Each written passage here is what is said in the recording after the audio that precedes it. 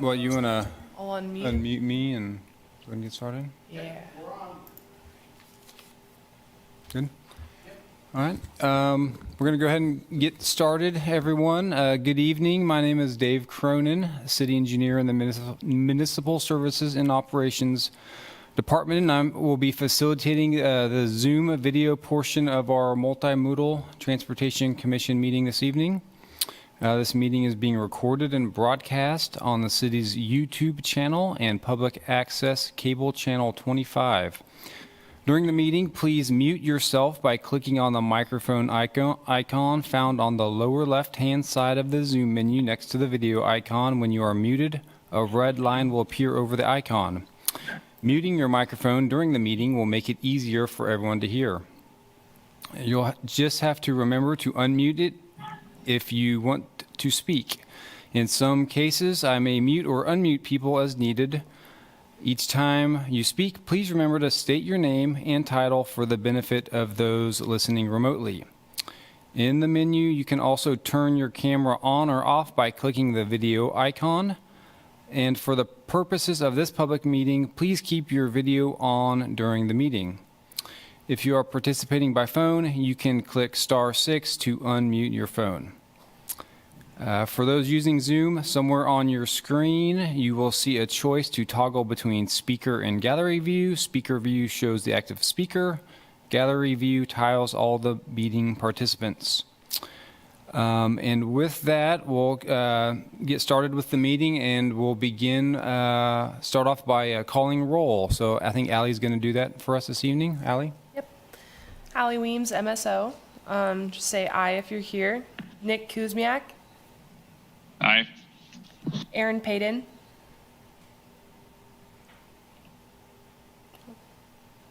Lauren Freeman. Aye. Catherine Schartz. Charlie Bryan. Here. Donna Hultine. Aye. Steve Evans. Carol Bowen. And Tom Allen. Aye. Okay, so Aaron. Aaron's. Oh, Aaron. Oh, okay. And then I see Carol Bowen is here. Commissioner Payton, can you confirm you're present? I think you had just logged off, or we missed you when we called your name during roll call. You're talking to me. Apparently still having internet problems. Aaron Payton, Commissioner, here. All right. So what you need? Yep. Thank you, Aaron. And then Carol Bowen, can I have confirmation? Carol Bowen, you present? Commissioner Bowen?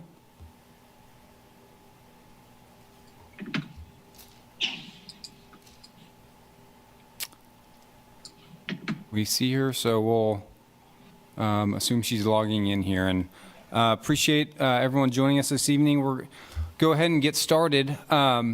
Tonight for our study session topic, it is community engagement. And I think this was a topic of interest that we've talked about before with the Multimodal Transportation Commission, and I think we've kind of even discussed it back in our annual retreat at the beginning of the year. It's something we wanted to talk a little more about. And I'd also say that it's one of the city's commitments that is has been identified with the update of the city strategic plan. And so tonight we've got a couple of staff members that are joining us. We got Andrew Davis, who's an intern in our city manager's office, and Josh Carson, who's the public information officer for the MSO department, and Jessica Mortinger from the MPO is also joining us. So we did want to present an example, and I'll kind of turn it over to Andrew, and we attached an example of something I think is a pretty good example of what we're looking to use here in Lawrence. And so I'm just going to turn it over to Andrew. And Andrew, if you want to share your screen with the example, you can, or we can, just let us know. So. Yeah, I can do that. Can everybody hear me okay? Okay, hello everyone. My name is Andrew Davis. Sharing my screen here. I hope everybody can see this. Just give me a nod or anything. That'd be great.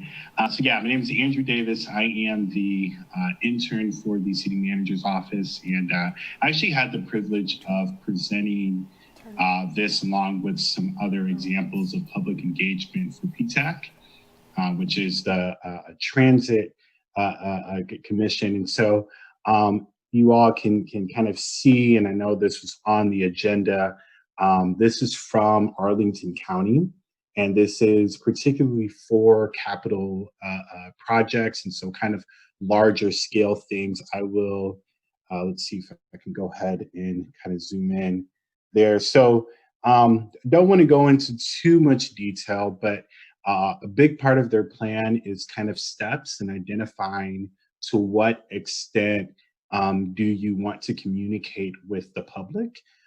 There are larger projects and larger scale things that do require a lot of communication. And so that would be kind of at this six and kind of getting to that closeout.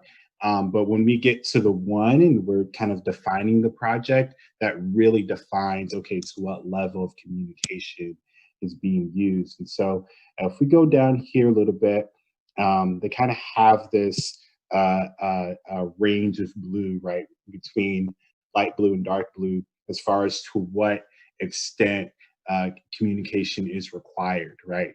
So if something is, let's say, not as high, it doesn't take a lot of communication between the community. Let's say it's a repair, or for this one, let's say it's a restroom, right, renovation. That may not necessarily need extensive community engagement, right? It may just be something to the effect of, oh, okay, we need to let the community know, right, or just hear feedback. But if we go kind of towards the bottom here, towards collaborating, this is where we get into master plans. It's where we get into new public facilities. It's where we get into kind of larger multi-million-dollar projects that do require extensive community feedback and a long-range plan, so that these particular projects will have the proper collaboration. And so, yeah, you all can kind of peruse through this document, and obviously for warrants, we will have to kind of make it suitable for our community and what we want. But I just wanted to present this to you all as you all consider what public engagement looks like. Thanks, Andrew. Nick Kuzmyak, I'm the MTC chair. I when you presented this at PTAC, it's one of those things where I kind of read over it beforehand and thought, yeah, that looks obvious. But the brilliance in it is that there really is this hierarchy and prioritization of when and why, I guess, is it appropriate to consult with the public, and how do you do it? Because obviously, if everything's important, if you want to go for the full public collaboration, then really nothing's important because you can't get that all done. So I think we've had this discussion in different forms over the year or so I've been on this commission, and I guess the themes that we often see are things like, well, we don't want to get too down in the weeds. Is it early enough to talk to the public on the project? And then in some cases, you get people coming to you and say, hey, we haven't even heard about this and it affects our neighborhood. So it's good to kind of see that there's really good structure that we could use that somebody's already done. And I think to a certain extent, we are already doing this, but it'd be nice to sort of codify it and see exactly, if we were to approach it from just an MTC angle, for example, I think we could easily say on those projects where we weren't sure if it was our jurisdiction to get into the weeds, we can probably look at this upside down triangle and say, nope, it wasn't under our thing. So Steve, I kind of want to toss it over to you for a second, because I know you've brought this kind of thing up before, where it often is kind of this internal struggle on the commission as to, not only when we need to involve the public, but if. So I guess at some point we should probably start to think of examples so we can more easily internalize this and see when it's appropriate to consult with the public instead of just for every project. So I don't know. Any thoughts on that? Sure. This is really good. I do see here more of when and why, and I don't see a whole lot of how. And the how part of it is what we've talked about for a couple of years. And I think kind of one of our hallmark projects is the 19th Street extension. And I think back to, golly, I think that project was in front of us off and on for at least a year and a half. And there were, you know, plenty of stakeholders. There were a lot of people from various neighborhoods that were involved in, you know, really the nuts and bolts in this. And it made a huge difference in terms of the direction we went. But let's just focus for a second on how. And I remember the first time I stood in front of the city commission back, 5 or 6 years ago, and how nervous and uptight and uncomfortable that was. And I think about a lot of people who, are from the public, who feel very passionate about things, but don't want to come in front of a group like ours or like the city commission and talk, particularly when the format is 3 minutes. And I get that. I get how meetings need to be facilitated and all of that stuff. But I envision something, and if you went back to 19th Street, I mean, that's, a project that deserved the commission, the Transportation Commission, and the public visiting the site, taking drives around the community, and looking at and experiencing various road widths and speed limits and just general conditions. And for the most part, I think a lot of us went out and did that on our own, but it's very difficult to handle a subjective project like that, sitting in front of a computer screen or sitting in City Hall and looking at maps or pictures or data. And I think one of the reasons that took us so long was because we all just didn't quite land on something that we felt comfortable with. So I'll just make a couple more points here and pass the baton, but I really think about how that could have been done, and how, instead of, public comment during a commission meeting, if that could have been more of a committee that's made up of commission members, public people, engineering staff, and sitting around a table talking, or getting in a van and driving around, or going to another city, or, whatever, would depend on the project. But I really think that in my mind, the whole format of how we do this could be explored. And I get it, and I'm sure Dave and Jessica will point out, the logistic problems of doing things like that in a public manner. And I also get that, but I just really think that we'd end up with better decisions, quicker decisions, more consensus with the public and with ourselves when there's really diverse opinions on things, by rethinking how we do this. I think it's great to look at, when and why. That's step one, but developing procedures for how, I think, would take this to the next level. So there's a mouthful. Thanks, Dave. Nick Kuzmyak, MMTC chair. As important as the how is, and as difficult as that is, I almost think that the when and why could inform the how. And though that sounds just like word soup. Say, for example, 19th Street, right? If we could figure out how many projects in an average year are like 19th Street and figure out where they fall on this pyramid, I would assume maybe collaborate, maybe involve. It may have to be an iterative process, in that we think of all the projects that at some point should have required some public input, kind of rank them, in terms of how collaborative they really should have been versus how, at the other end, they could have just been a communicate issue. And then from there say, okay, so we know what bandwidth we have and we know what projects we had. If we were to have done it differently, maybe only one of these things could have been a collaborate project.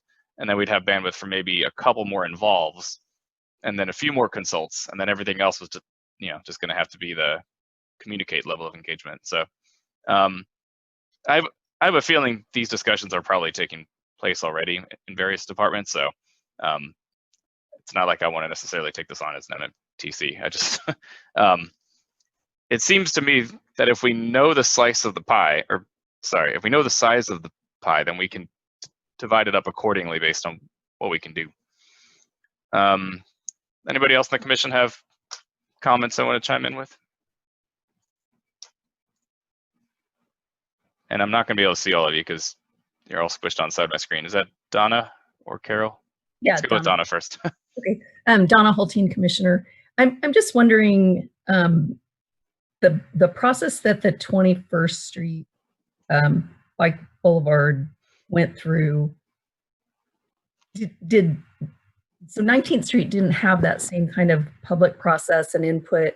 I just wonder who decides which one gets that treatment? Is it a different group? I mean, I know that there's a lot of public processes that Jessica's group does, and is, maybe if that was something that Jessica was doing, that's why it got that treatment. But I felt better about the 21st Street project than I did about the 19th because I felt like, I know there was a process and people had input. Yeah, this is Dave Cronin, city engineer. That's a great question. We're trying to develop as a guideline or standard format of when and where to use different types of different levels of engagement. So to answer your question, for the Bike Boulevard project, we didn't follow any other guidelines other than just determining, well, this is, I think ahead of that, it's the first Bike Boulevard project that we have done, and we knew it was going to impact a lot of neighborhoods, and we're more proactive on doing a little more involvement in community engagement and meetings ahead of design. And so, which we did not do for 19th Street. But both of those sorts of projects are the type of projects where I think you need to have a higher level of engagement than obviously just more routine maintenance projects. So.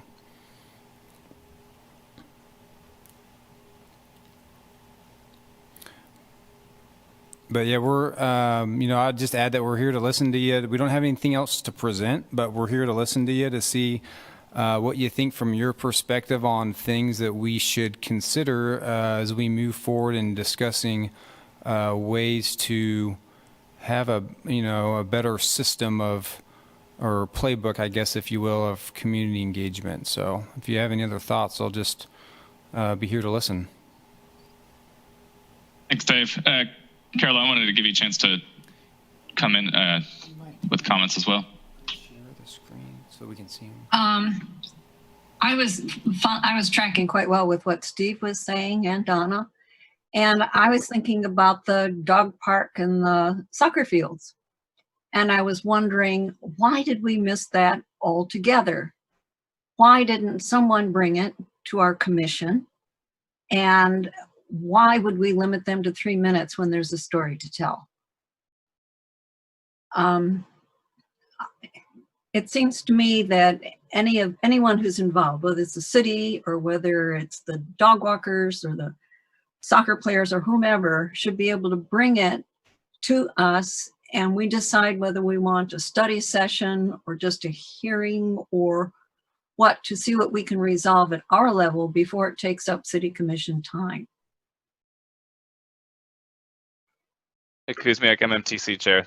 Thanks, Carol. And I think that actually is a really good segue in to a future agenda item that we're not at yet, but I want you to keep that in mind, because I think the approach that is going to be taken for that road between the dog park and the youth sports complex, it seems to me, and I guess, Andrew, this is a question for you as well.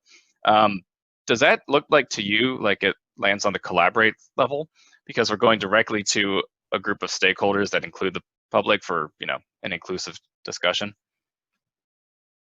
Yeah, Andrew Davis, CMO intern. I think it honestly depends on the community and the level of expectations, right? What we saw for Arlington isn't necessarily going to work for every community, you know? Mhm. And so I think given the, you know, the level of care, the culture, the history of the community should inform the levels of engagement, right? So if there's a lot of engagement and a lot of interest, then I think that priority of engagement should go up, right? However, if it was reversed, then it should reflect the community's values and what is wanted. So yeah, I hope that helps.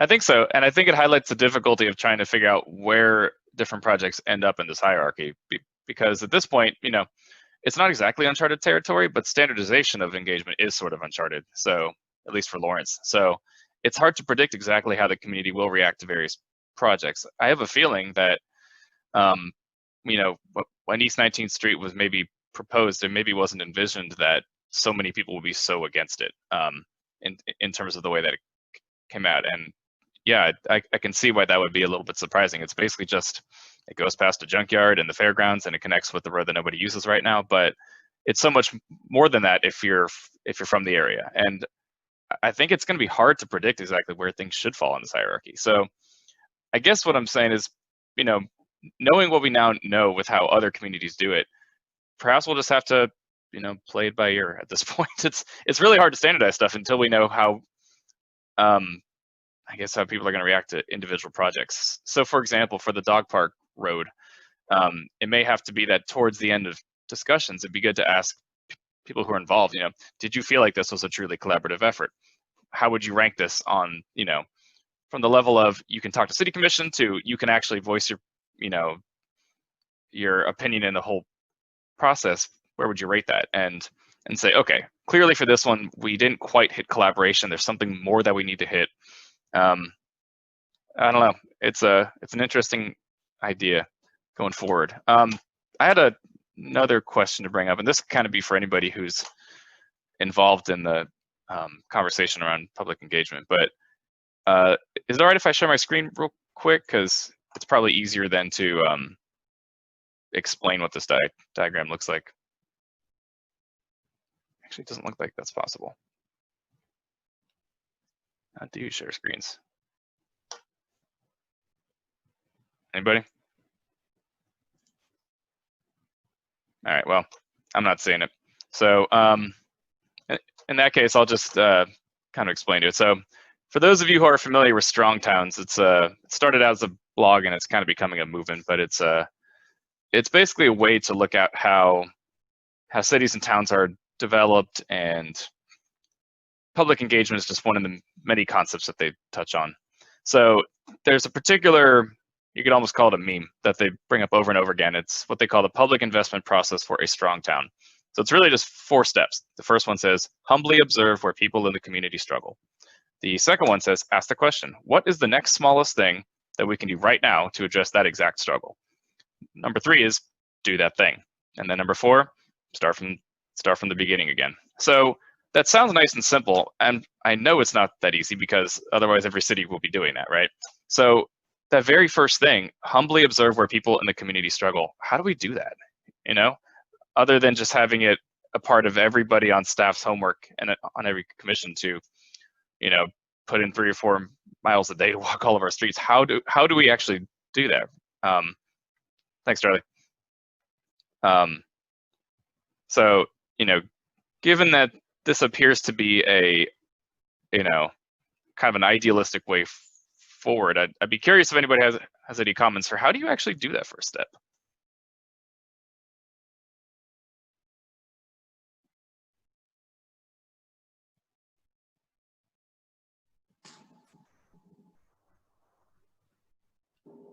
Steve, I see you unmuting. Well, I'm muted. I guess I'm just trying to facilitate some thoughts here. Yeah, that's fine. You know, maybe this is maybe a little naive, but Lawrence is not that big, you know. we're not Chicago, we're not Kansas City or Topeka. And I think intuitively, we probably know where people struggle. I wouldn't want to be quizzed on that now, but I do think when we look, I mean, we're going to be looking at the sidewalk program later, and a way to look at environmental justice and, you know, income diversity and stuff like that.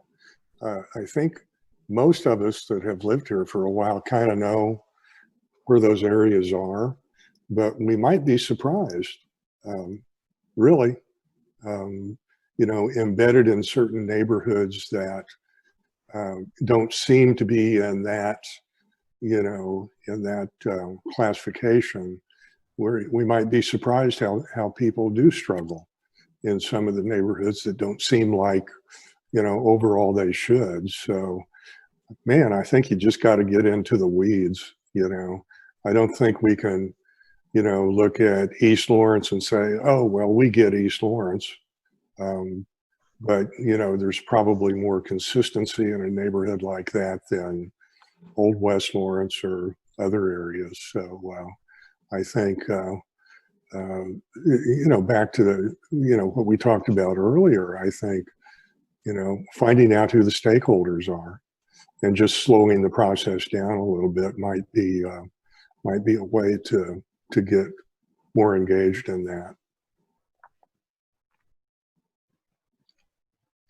So, oh, Lauren?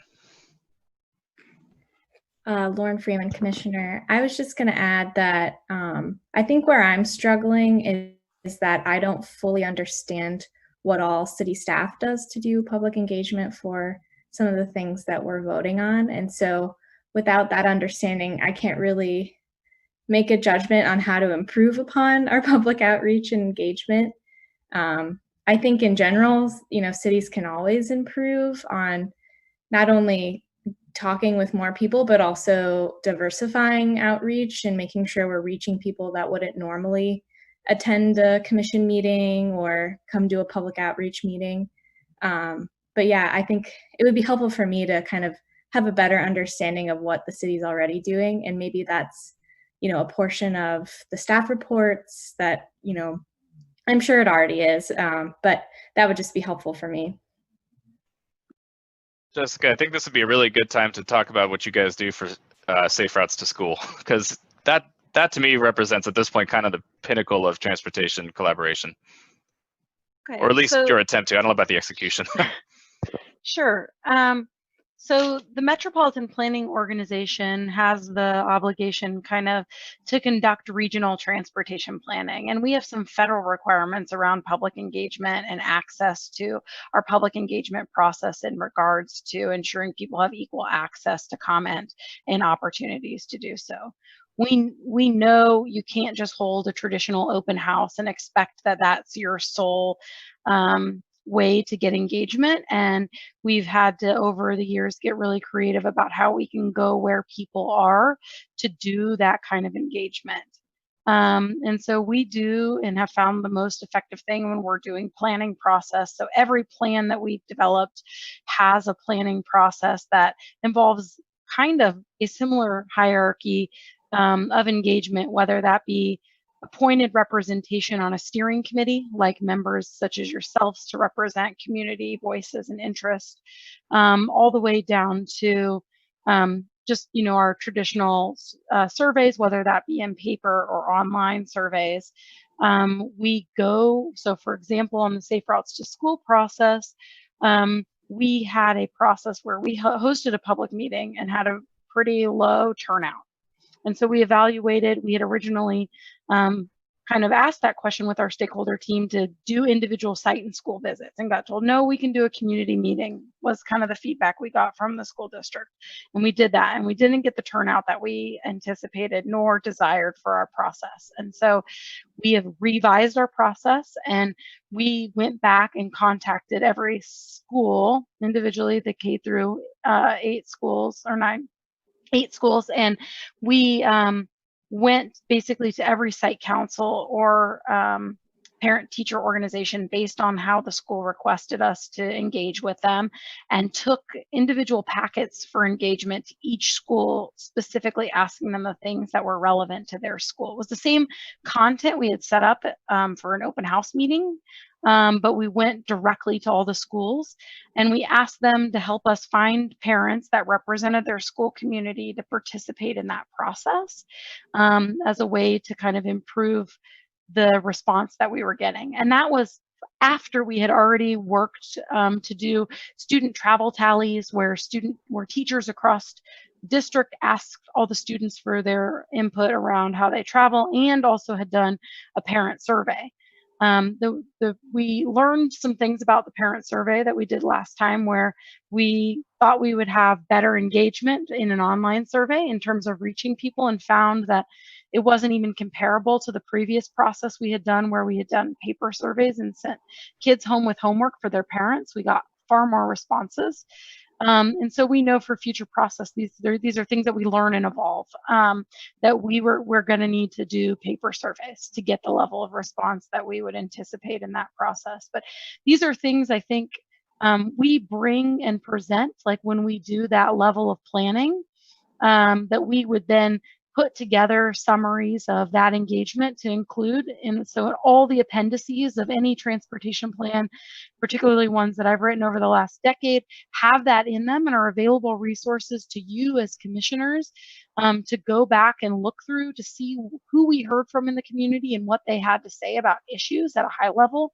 Oftentimes, the great thing about those is they're PDFs, and so you can word search them and use them as a tool to understand maybe what's being said about different things, whether it's related to speed on streets or traffic enforcement or driver behavior. You can look for those sorts of word things to see what the community is saying about issues. And I think that really reflects where people are struggling in terms of issues that they've identified that are concerns for them, kind of at more holistic levels. It doesn't necessarily, because remember we do regional planning, it doesn't necessarily get into project specifics. So when you're talking about more specific projects like the 27th Street extension, or the 21st Street Bike Boulevard, or the 19th Street extension, a lot of those planning processes and public engagement processes become facilitated by municipal services and operations. And so those are the processes I think Dave is talking about in terms of knowing that they need some higher level of engagement kind of in that design process, or the planning that goes beyond like a system level planning process. And I think that's kind of what is the focus and discussion that you've had, kind of the challenge in dealing with what expectations are set and how they're decided by project. And I think that's where the MPO doesn't really get involved in that. But we've kind of learned a lot of lessons that, of course, we're willing to share with you. And there's a lot of engagement we've done that is available to you. And we are happy to share that in more detail when we present our plans, and we try to focus on that. And of course, all that detail is in all of our planning documents. Nick, did that answer all of your questions kind of you were thinking about? If there's anything else anybody would want me to answer about, I'm happy to talk about that. Yeah, and I think that helps break down, I guess, where your jurisdiction stops and MSO's begins. So, yeah. Let's see. Did anybody else have any comments? Charlie? So, I got a few things to share. I guess, speaking to kind of Lauren's point, there's often a lot of staff engagement, and I think we don't always get a good understanding of what that staff engagement has been until it's kind of brought before us, and it's often kind of in the dialogue that happens. Except maybe for the work Jessica's team does. I think for them it's very much part of the written documentation. And so I think that's probably, as Nick alluded to, that's probably the better examples are the ones that Nick does. So I think maybe what we could ask of staff is to help provide better documentation of the public engagement that does go on, so that it doesn't have to happen only if it comes up in discussion, but in fact it's just a standard part of the writing of a memo or whatever the documentation is that's presented to us. And I think that wouldn't be too much to ask. It could just be a paragraph that's just added into any of the staff communiques to us. That would give us at least a basic understanding of the level of public engagement. That doesn't even get to like what tier should it be. It just says, you know, give us at least a paragraph that gives us a basic idea of the level of public engagement. I think that's done in some cases. It's just not done in every case.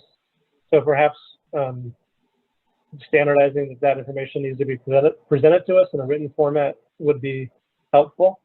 Maybe it should be included in the Complete Streets checklist if that's kind of our go-to for documentation of our staff work.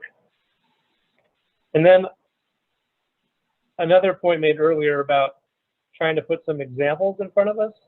I would be curious from staff's perspective, what maybe in the last few years would you list, if you had to do a scale, and what would you put as examples where you felt like there was high public engagement, and then maybe some examples of low or no public engagement, and put those into some kind of relative sense of, you know, when we're trying to understand your perspective on engagement of the public, you know, if safe routes to school is in fact the #1, then put it at the top, and then, you know, let's put 19th Street somewhere. Because I feel like 19th Street had a lot of public engagement from staff's perspective.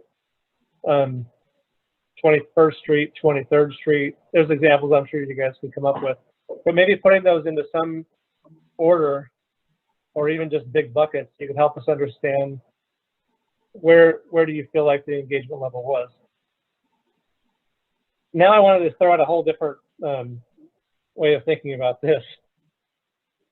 So I've been really impressed in the work our community has done in response to COVID, how we have engaged in the discussion about equity, mostly because it's been in a very explicit discussion in the Unified Command. And it's been formalized through the addition of equity advisors into the Unified Command and the use of equity impact statements in the development of funding proposals for the CARES Act funds that came to Douglas County. I would be most interested in engagement of the environmental justice areas or the underserved populations that the MPO identifies than I would be in just general public engagement. And I'd like to get some staff thought on that. Like, how would we really do better at engaging those that are most impacted by the transportation decisions that our community makes? And how do we really clearly articulate that we are interested in making sure transportation decision making is equitable? And so that might not look like what we've ever done in the past. It's much more specifically around who gets engaged, who helps make decisions, who frames decisions, and less about, you know, giving public notice or having a forum where 12 people showed up. And I'm much more intrigued in that, how we make progress on that question than some of the stuff we've heard for years. You know, not to dismiss, you know, the model, but I think it's been around for a long time. And honestly, I think for a long time we failed to do a really good job of engaging people that are most impacted by our decisions. So I'd like to hear more on that. Like, what are staff thinking in terms of, you know, do we need a transportation equity advisory committee, or is there something different the Transportation Commission can do so that we're more informed about decision making and how it impacts all the populations in our community? That's all I have. Thanks.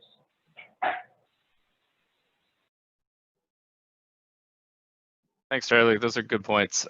Dave, did you want to address any of those now, or do you think it'd be more constructive if staff kind of, you know, maybe brought back to us in next meeting if they have any ideas, or if you have any example projects that you'd like to rank, like Charlie suggested? Well, I guess in response to the equity conversation, that's a good point. And I don't really have a good answer for that. I know we are looking at hiring a director of equity and inclusion for the city, and that may be a good person that could help strategize ways to get input from folks that are disadvantaged to get their input on projects. So I would, be thinking about that, I guess, in the future, unless others, staff have any other ideas. Please chime in, Jessica. Yeah, Jessica Mortinger, Transportation Planning Manager for the MPO. Charlie, we have this discussion a lot as internal staff. I mean, you think about some of this in our efforts to engage populations and elevate conversations around equity, in particular in relation to transportation disadvantaged populations. And some of the most success we have had engaging really diverse populations. I have two thoughts about this. The first is when we table at events where people already are. So by going to places like the library or Just Food and tabling where people are already going to get other community services or be there for other reasons, those have been some of our most effective ways at reaching the most diverse kind of swath of the community in terms of representation, as opposed to, presenting at a Rotary Club or having a traditional open house somewhere. When we've done targeted engagement, think about for like the Lawrence Transit Comprehensive Operations Analysis, they actually rode the bus. So thinking about that as a way to engage people who are already using services. There's other things like intercept surveys that you can do for people who are biking and walking in places, I think, that we have not utilized to its fullest extent. The reality of that work is it's very time intensive, labor intensive. And that's often our limitation, being a full-time staff of 2 when we've done engagement that are system-wide engagement.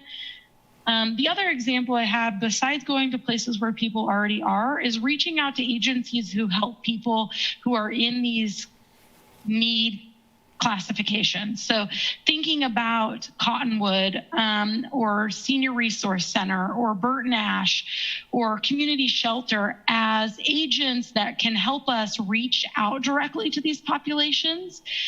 So for example, taking and reaching out to some of the groups like the Human Services Coalition and asking them to help specifically engage their consumers in our process. That's something we've been effective at doing.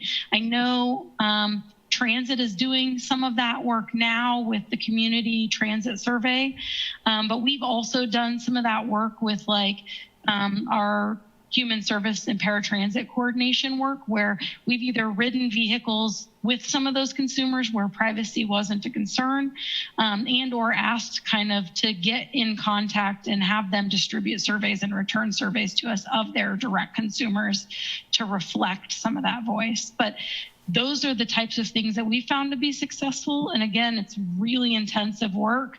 I don't know that beyond some of those system-wide plans that has been done. I think the closest thing the city really has done is visit neighborhood associations and some of the engagement they've done by visiting specific neighborhood groups that represent some of the more specific corridor stuff. Jessica, I appreciate all the tools, I guess, that you went through. I wasn't aware that MPO, and I would assume MSO as well, had all those at their disposal, including even the intercept surveys, which do sound very time intensive. It sounds like they probably exist along a continuum of, labor and effort versus efficacy. And I don't know if it's necessarily a 1-to-1 ratio, right? It's not like if you put in more effort, you'll get this much more participation. But I would assume there's some correlation, right? So going off of that assumption, then, I'm looking at the maps that were provided in upcoming agenda item 2, where there's a whole map of, and actually now I know how to share my screen, so I'm gonna do it. There's a whole map of, I guess, equity zones. I don't really know what you call these, but the one on the left that has the transportation disadvantaged population, well, that's a convenient index, right? So, I mean, if your most brutally effective tool is the intercept surveys, then perhaps in areas where they have a really high score, that's where it makes the most sense. Whereas if you go into a number 2, probably don't need to. These people probably have decent access to public engagement avenues. And again, this is all assumptions, but I don't know. I mean, would that be a reasonable way to maybe start to prioritize more effective ways of communication only on the projects in the areas that truly need it? You know, I think back to that kind of an explainer picture I've seen a couple times where it illustrates the difference between is it equity and equality? I'm not sure I'm getting it right, but it's basically 3 kids of varying heights, and they're all trying to look over the fence at a baseball game. And it's like, I think equality is just giving everybody a box to stand on, which is great. It helps everybody in an equal amount. But equity is providing the amount of boxes they need to stand on to see over that fence. So in that case, I envision basically, you know, a 3-box solution is an intercept survey, whereas a 1-box solution to the population that doesn't really need the direct outreach as much could just be going to a neighborhood group, for example, because maybe that neighborhood actually is organized. So anyway, just some thoughts, but I do like the idea that there are varying methods of varying effectiveness that could be used, and that we already have this map of where might need the more targeted communication.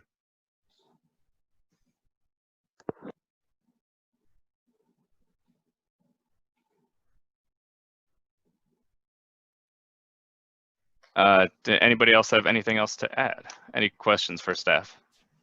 Well, I'll kind of conclude my thoughts here. We often have great conversations like this, and unfortunately, they end up being kind of academic and nothing. The follow-up is weak on all of our parts. I'm not pointing at the staff at all, but I think that as we look at future projects, and I don't think, you know, there's hopefully things in being considered at City Hall about the things we've talked about, but maybe we ought to just take a deep breath sometime and look at the projects, if we haven't, that are coming up in the next 6 to 12 months, and in a study session, look at those projects in this context and see what we can do about it, even if it's kind of experimental and,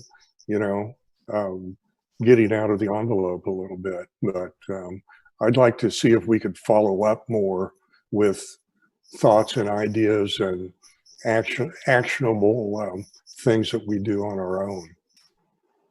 Steve, that sounds to me like the kind of activity that would happen at the annual retreat, where perhaps a facilitator says, okay, here are a list of 10 projects that we just kind of selected at random. Here's this hierarchy that has been presented. Let's have staff rank it, and then let's have MMTC rank it, see if we were anywhere close, and then discuss where the differences might be. I don't know. I mean, it could be done at a study session too, but I don't know if we have a free study session between now and the retreat. So, I don't know. Could be a nice venue for it. That would be fine. I like the idea. Yeah, that would be fine too. I think I'd, you know, ask Dave and Jessica and others to look at that and see what, you know, the list looks like, and when you want to have a conversation about it. We don't necessarily, I don't believe, have to limit study sessions to an hour. I mean, we can make them agenda items if that works better. So anyway, I think some follow up on this would be really helpful for not only us, but other advisory boards with the city. I agree. And I mean, I think everybody, it could be that there's parallel efforts going on in other commissions, right? Or even just other departments. So, I mean, is there any risk of duplicating effort, or is it possible that MMTC scope is distinct and specific enough that it kind of helps to do it on our own at least? Well, I don't know. I'd ask Aaron possibly if the Planning Commission has thought about any of this stuff. You know, given the breadth of the projects that you guys look at.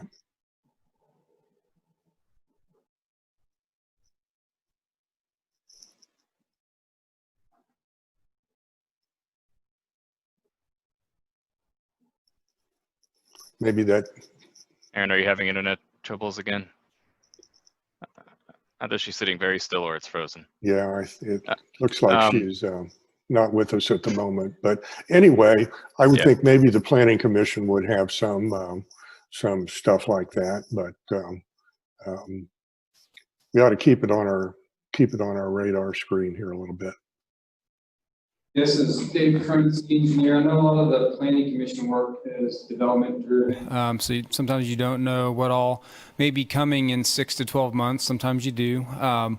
But I think that's a good point, Steve, about looking at projects coming up in this next 6 to 12 months, especially following approval of the 2021 budget. And that's something that, we kind of, with the adoption of the budget and those projects, when that occurs, it kind of sets the stage for the next 12 months of projects and capital improvement projects. And we know the ones that are related to transportation. So that might be something that we could do a little more regularly towards the end of the year or after the budget's approved, and maybe even ahead of the annual retreat to see what's out there. And speaking of the 27th Street extension, that's one we're going to talk about later this evening. That's a good example of a project that is at the very, very beginning stages of moving forward. Yeah, that's a good point. I made that note, and we can kind of look to maybe do that here in the next month or two before the end of the year. I think that's a good idea. Hey, that reminded me of a couple other things. I know that the Open Meetings Act kind of is a slippery slope for, getting together offline and, not at a meeting and going and have project visits. Also, the participation by commission members, and I know I've been invited to neighborhood meetings, and I was a little nervous about that. And if that context is listening and not representing the Transportation Commission or staff or whatever, then I think it could be beneficial for us. And if you go back to Charlie's suggestion, which I think is excellent, that would be, an opportunity for some of us to get more into the weeds. And I think we'd have to talk about, Dave and Jessica and other staff people are going to have to give us some guidance there, because I know there's some, difficulty there in managing how that's done and what's within the rules.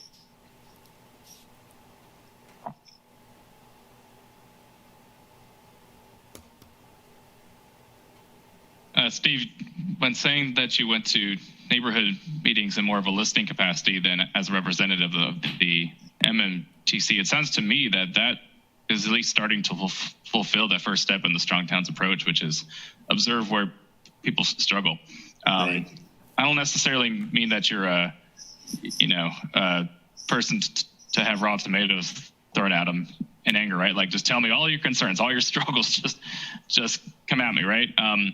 Ideally, it will be more civil than that, but it seems like if there's some way to kind of give a personal touch to solicit what those concerns could be, then we might be able to do public engagement from the very beginning of a project at its inception even.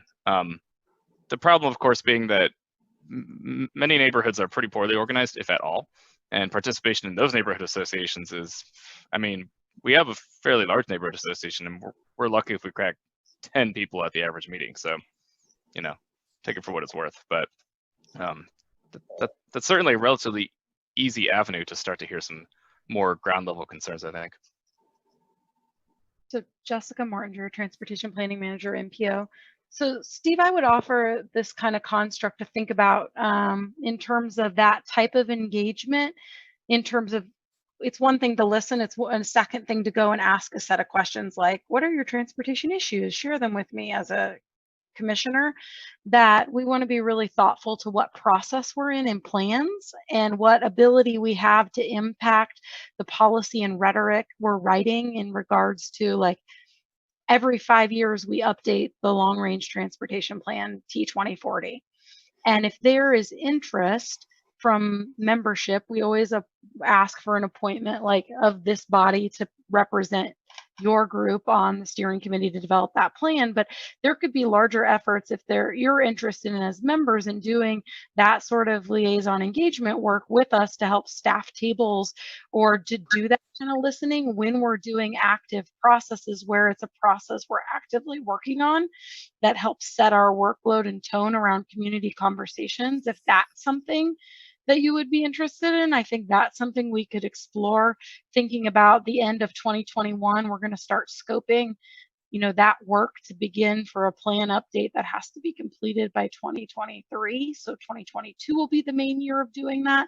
I know that's a little farther out, but thinking about it in that cycle is using that long range plan development really as the opportunity every 5 years to engage the public in a large conversation that really is about tell us all your transportation issues so we can address them in a more holistic way that really creates the action plan, right, for the years in between to look to implementation. That's kind of what I hear you talking about, and maybe how it could fit within the structure of how the process around planning for transportation works in Lawrence and Douglas County. Is what I just said, is that kind of, am I hearing what you're saying and kind of your interest in doing that, or are you saying something separate of that planning process? No, I think having something structured like that is the way to go. I don't think random appearances at neighborhood meetings, although we're all citizens of Lawrence, so we can do that. But I think something more structured in the context of what you're talking about makes sense to me. I mean, we're trying to get better information and better informed, and that would certainly accomplish that. Well, Jessica Mortinger, Transportation Planning Manager, I think that also does something which it expands staff time, right? It expands our workforce. If you as community liaisons and volunteers want to help do some of that engagement process, and it builds collaboration if you feel vested in that project also. So I think there's mutually beneficial Sounds good. parts. Okay, we'll be thoughtful about that as we think about expanding our public engagement processes and helping tell that story and build that process. I would also like to mention that you talked about other committees doing this work, and not necessarily, the Public Transit Advisory Committee right now is working with the Public Transit Manager to rewrite the Lawrence Transit Public Participation Plan. And so that's something that's why Andrew had been to PTAC, was to present that to them as he helps work on some of that plan.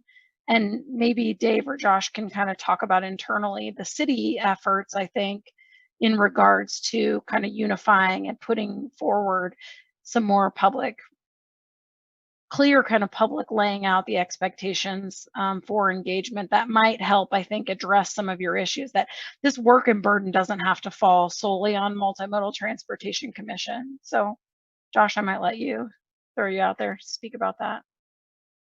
First, I'll just say thank you everyone for your comments, and that's exactly what we wanted to get out of this, is just a better idea of what your thoughts were as we can go forward and try to build something. The plan for this is to kind of be a citywide effort, and I heard a lot of people talk about standardization, and that's exactly what we want to go for. Is we want every department to be working off the same framework, so we know what projects require what type of engagement, and so all of these comments and questions are going to be something we definitely think about going forward with that. But I think a lot of the concern was, you don't know what that process is, and we understand that, and that's going to be a bigger commitment as we move forward with adopting the new strategic plan for the city. Public engagement is going to be right up there as one of those top commitments.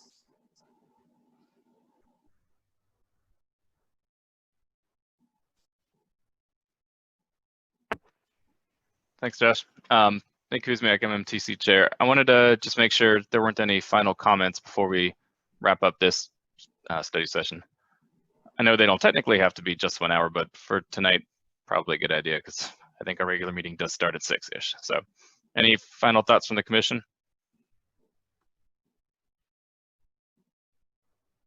Okay. Well, if not, thank you to our guests for your input, your presentation, and your continued work on trying to improve the public engagement process. I certainly look forward to where we end up here. Dave, shall we recess for a couple minutes, come back at what, 6:05 or so to start the main agenda? Yep, Dave Cronin, city engineer. I'd suggest we take a couple minutes, and 6:01, so 6:05, we'll plan on starting the regular meeting. Okay, sounds good. I will see you all in a few minutes.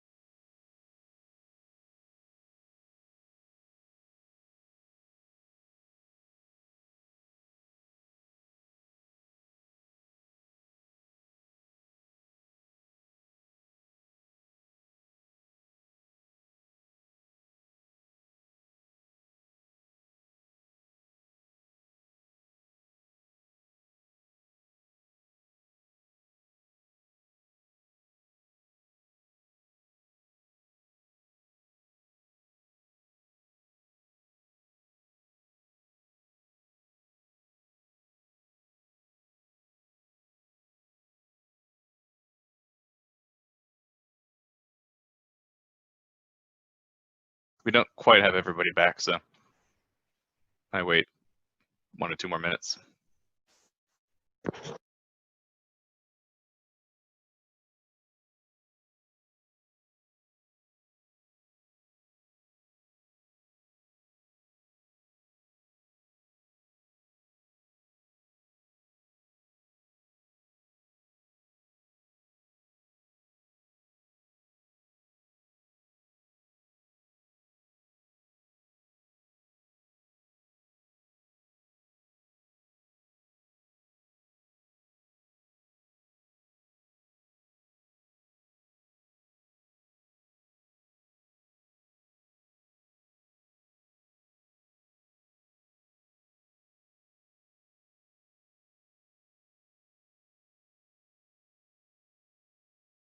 Do you want to get us started off with the preamble?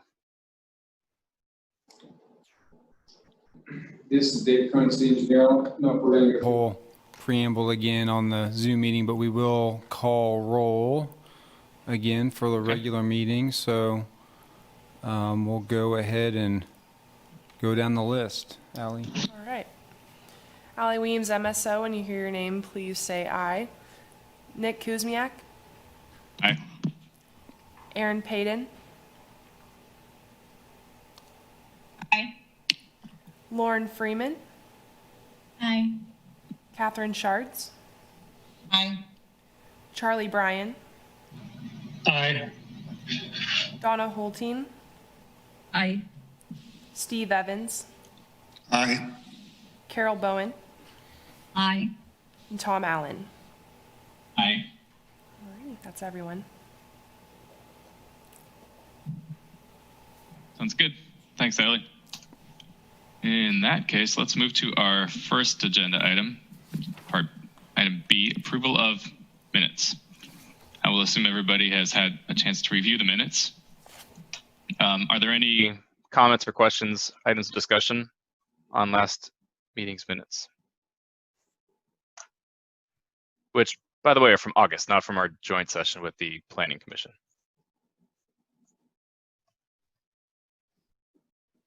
Seeing none, I would call for a motion to approve the minutes. Move approval, Donna Holteen. Is there a second?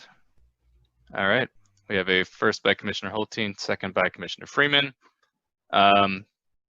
Allie, can you please call roll so we can say yes or no? Allie Weems, MSO. Nick. Aye. Aaron.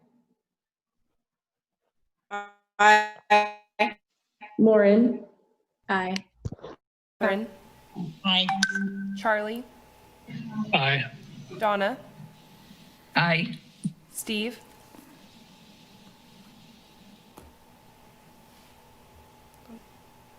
He's frozen. Carol. Aye. And Tom. Aye. Steve, did you have a vote?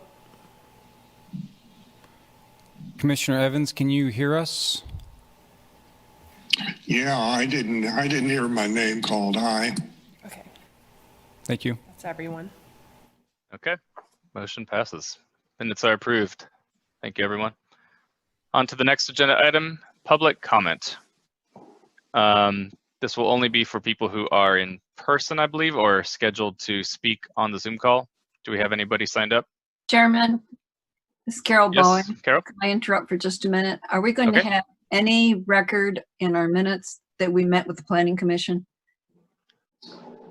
This is Dave Cronin, city engineer. We will bring the minutes for the planning commission. Meeting to the next meeting for approval. We haven't got them put together yet. So those will be brought to you at the November meeting. Thank you. Okay. Allie and Dave, is anybody in the room for public comment, or did anybody sign up beforehand? This is Dave Cronin, city engineer. There is no one present to give public comment, and no one submitted public comment. Okay. Thank you. Well, in that case, we will move on to our regular agenda items. Starting with number 1, elect vice chair. So, as you all know, ex-Commissioner Ziegelmeyer has resigned from the commission. He has moved out of town, and since he was the vice chair, we need to elect a new one. So let's see here. 1 second. Okay, so basically at this point, I'll be opening the nominations for the 2020 Transportation Commission Vice Chair to all the commission members. So anybody who wishes to nominate a fellow commissioner, or I believe you can nominate yourselves, if I recall correctly, then please do so. And then, yeah, we'll basically go until all nominations are received. So I will start off because I'm already talking. I would like to nominate Commissioner Bowen for the position of Vice Chair.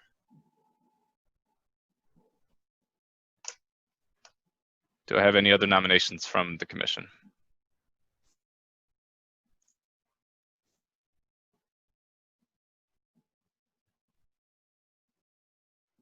Seeing none, I suppose the next question is, Commissioner Bowen, do you accept or would you rather not?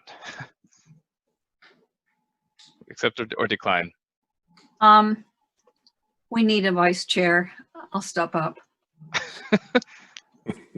Not just any vice chair. Okay, well, just checking around the room one more time. Do I have any other nominations for vice chair? Seeing not a lot of movement. In that case, nominations for vice chair are closed. So, all in favor for Commissioner Bowen as the 2020 Transportation Commissioner, Vice Chair, say aye, and all opposed say no. Ali, can you please read the roll? Yes. Allie Weems, MSO. Nick?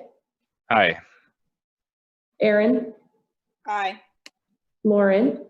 Aye. Catherine? Aye. Charlie? Aye. Donna? Aye. Steve? Aye. Carol? Abstain. Okay. And Tom? Aye. That's everyone. Okay. Thank you, everybody. We have our new vice chair. Okay. Thank you for your trust. All right, agenda item number 2. We will consider providing feedback on the proposed data-driven process to identify sidewalk improvement routes for the annual sidewalk improvement program. So I believe we're turning it over to Jake Baldwin, probably.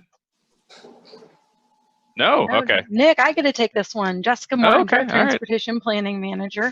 I will first introduce the smaller group that's been working on this.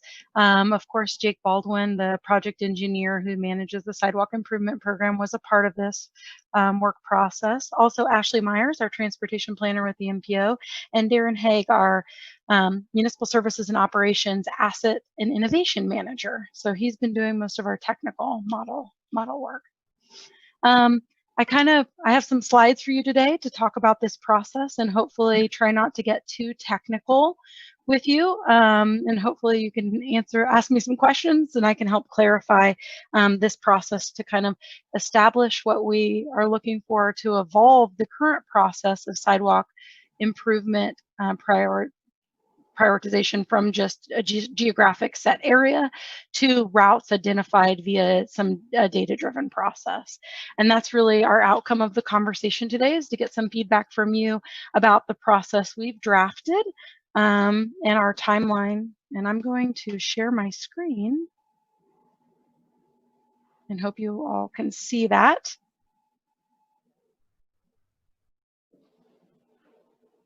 But hopefully today that you can kind of interrupt me in the middle, or at the end, I'll have some specific discussions if you've had a chance to look at this PowerPoint to kind of set the tone for the conversation with that outcome kind of in mind. Here's our timeline we're looking at to establish some data-driven prioritization for the 2021 Sidewalk Improvement Program. We're bringing to you some draft concepts to collect your feedback so we can evolve and review the model to bring back to you in November, kind of for your final kind of agreement, feedback, as we look at approving that prioritization methodology, so we can get your kind of buy-in from that to move forward with the area designation for this year. And that will look like MSO will need to begin conducting sidewalk inspections in November to begin that process for the 2021 sidewalk improvement program. And so that's kind of our timeline that we're on. And we began kind of that process, and this concept really derives itself on the basis of trying to determine pedestrian demand. And we know starting that process, that really is based in finding origins and destinations. And so we have taken the destination lists of areas from the non-motorized prioritization process, since that process kind of went through a public vetting to establish some prioritized lists of destinations. And so this is really high-level lists. Of course, we used Esri community tools to pull lists of all of that are classified for all these characteristics for addresses and businesses under these classifications. So there are hundreds and hundreds of destinations in these categories. If there's something specific you want to check about, we can of course do that. In the model validation, we have the previous lists that were used for non-motorized prioritization, and we'll pull new lists before we work on evaluating those in the model. But what that will do basically is we'll use one destination as an example. So say a particular school, which would be represented by that X on the left. We will then draw a buffer around a certain terminus, so say a mile or 2 miles, and find basically what's represented by the letters would be origins, although there would be many more because it would be every parcel within that area. And the model will basically do a shortest path analysis. So between that origin and destination, for that single origin and destination, it will determine a route based on the length of each sidewalk segment and the time it takes a pedestrian to travel that segment. We'll talk in a minute because those are a little bit weighted with some assumptions, some weighting that we give to each segment length that the model determines based on preferences or avoidances. And we can set some of those into the model.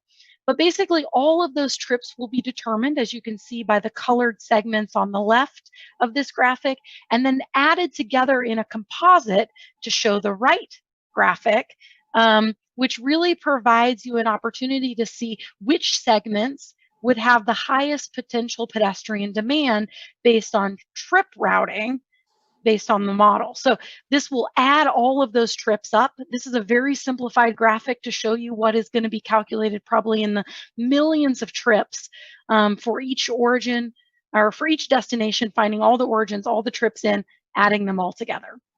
So we'll come up with a line map that can be represented by line thickness or color. In this case is the example that we've kind of graphically composed for you. As it's determining that weighting, we kind of make this graphic to visualize where there's some avoid or prefer as it's making route selections in the model. So because we're talking about maintaining existing sidewalk, although we can talk about how this model in the future could be used to determine where sidewalk gap infill needs to happen, right now for determining where sidewalk maintenance or improvement needs to happen, you can see how we would say a high avoidance to an arterial street with no sidewalks. So we could then determine, it would add length in the model to basically route people a different distance, even if it was longer because there wasn't a sidewalk. Recognizing the model still might route some people down that route, that really in the future could be a good way for us to determine sidewalk gap infill needs. But this kind of just shows you how we could also set specific rules. Think about for schools, we could say if there's no crossing signal, basically choose a different route for K-8 students if there's no signalized crossing. And this preference is built into the model. We can, of course, run the model with no weighting and see what the difference is for that routing. But this is kind of we would want to weight those routes to understand where the highest segments are going to be identified based on adding all those trips together. And the model will do this for us, which is magic because we couldn't do it by hand kind of in that thing. And this kind of just shows you to come to think about comfort really correlates with speed and volume of vehicle traffic as well as presence of sidewalk. So that kind of gives you an idea about how all of those things would be prioritized. We then think about assigning priority trips or trips that would be more likely based on weighting segments that would be shorter trips. So if we think about that original buffer, if we set it to 2 miles, maybe trips that are an eighth or a quarter or half mile receive a weighted score similar to non-motorized prioritization. So that process, when it looked at destinations, it just chose the destination and said every route that basically is out a quarter mile or an eighth of a mile, a quarter mile, a half mile got points. So this is a little bit of a different process where it's going to add all those trips together to really reflect true pedestrian demand as opposed to just buffers and proximity to destinations. So it's elevating and evolving the model that we've already created to kind of really evaluate that. So we would contend that our effort and the concept of that would be to kind of follow that prioritization weighting that was done for that process. And I included that kind of chart here to see really in that conversation that was decided that schools kind of took the top priority, thinking about parks, public attractions, and public transit as the next, and government institution, health, daycare, higher education as the yes. Commissioner Bowen, I was trying to understand the schools K through 12. Does this chart say that if they're half a mile from school, there are fewer points than if they're eighth of a mile from school? Am I reading that right? Correct. So this previous model basically weighted trips that were in closer proximity to the destination with the realization that those trips are going to be more likely to occur more frequently because people's proximity and reality to walk at closer distances is higher. And it was to just really, like, while we had all of those, this did it a little bit differently. So because it only looked at those buffer areas out from those schools, it was really everything in the network that was that far out from that destination, that specific destination. This current model, we will look at weighting those destinations in a similar way to reflect kind of what has happened on with non-motorized prioritization, which is trips that are closer to destinations that also have higher volumes of trips on that segment would get higher weighting. So that's something we can have a discussion about that. That's kind of just where we've, based on where the conversation has evolved us so far in the community dialogue, we felt comfortable kind of having that as a conversation to start the conversation.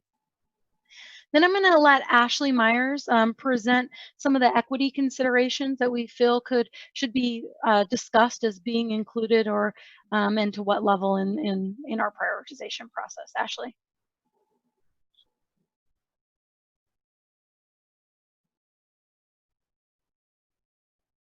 I can't hear you. There you go. Oh, can you hear me now? Could you hear my name at all? Okay, I'll say it again. My name is Ashley Myers. I'm a transportation planner with the Lawrence Douglas County Metropolitan Planning Organization, or MPO. And the MPO is federally required to address environmental justice, or EJ, in our planning processes. And Charlie mentioned the environmental justice earlier, and some of you all might not know what that is. So environmental justice uses census data, and the federal government says that we need to make sure all people, regardless of income or race, have access to participate in planning processes, transportation planning processes, and receive the benefits of federally funded transportation projects. The federal government doesn't tell us how to identify the environmental justice areas, but in the Federal Fiscal Year 21 Transportation Improvement Program, or TIP, which is going to be coming before the MPO Policy Board in October, we did environmental justice, well, we considered equity 2 different ways. And so in the TIP, we looked at the low to moderate income data, which is from the Housing and Urban Development, or HUD, data, to show where there is low to moderate income block groups, where the community development block group CDBG data could be, funding could be spent. And then for minority, we looked at the regional average of minority for the different block groups across the county, because the MPO is for the whole county. And then we did a 99% confidence interval in order to find where places have a higher minority. And when you look at environmental justice, it's either yes or no. It is environmental justice or it's not. And so on this map on the right, you can see environmental justice areas are either the gray, which is low to moderate income, or the hatched, which is the minority population. Now, the map on the left is the transportation disadvantaged population. And on the previous screen, there was a list of all the characteristics that we included in that. And we were thinking about equity in the TIP and thinking about how do we elevate it in the MPO as part of our federal planning process. So then the MPO looked at some best practices and thought about how transportation impacts opportunity and quality of life, and what other thresholds or metrics go into that. And so the MPO gathered data for low income and minority, the same from EJ. And then we also gathered census data by block group for people who have less than a high school diploma, person who has a disability, the single household parent household, households without vehicles, youth, and senior citizens. And we found the regional average for each of those thresholds or elements and across the whole county, and then came up with 3 thresholds. And so if the block group percentage was at least the regional average or 20% higher, it received 1 point. If it was 20% higher to 40% higher, it received 2 points. And if it was over 40% of the regional average, that specific block group received 1 or 3 points. Excuse me. So then all of those were added together and a composite score was developed. And as you can see from the map on the left, the highest transportation disadvantaged population based on all those characteristics is at Clinton Parkway and Iowa. It's a dark red. There was 12 points there. And then it has the gradient down to the blue. So looking at that, you can see more of the gradient rather than just yes or no from environmental justice. So later in this presentation, we'll want to discuss how you feel about that, if we want to include equity in this model, and if so, which version. Turn it back over to Jessica. Okay. So as you've kind of already heard me talking about, and as you know from the commissioners who have been part of the non-motorized prioritization process, this is the beginning of a conversation to develop a process, and it will need to evolve as we learn from it. An example of that is some future considerations that we won't have available to us by the timeline we need to develop and operationalize this year's sidewalk improvement program. But we anticipate receiving LiDAR condition data for sidewalks that in the future would allow us to add a layer to the model, which could look at sidewalk obstruction or condition by severity as a way to prioritize, or add a scoring to that, or ADA ramp status by severity as another way to consider kind of condition. And really the idea that we have limited resources, how do we repair the most hazardous in a kind of first glance besides just the highest used. And so I think these are future things that could be considered as we evolve that process and how we do the prioritization for sidewalk improvement.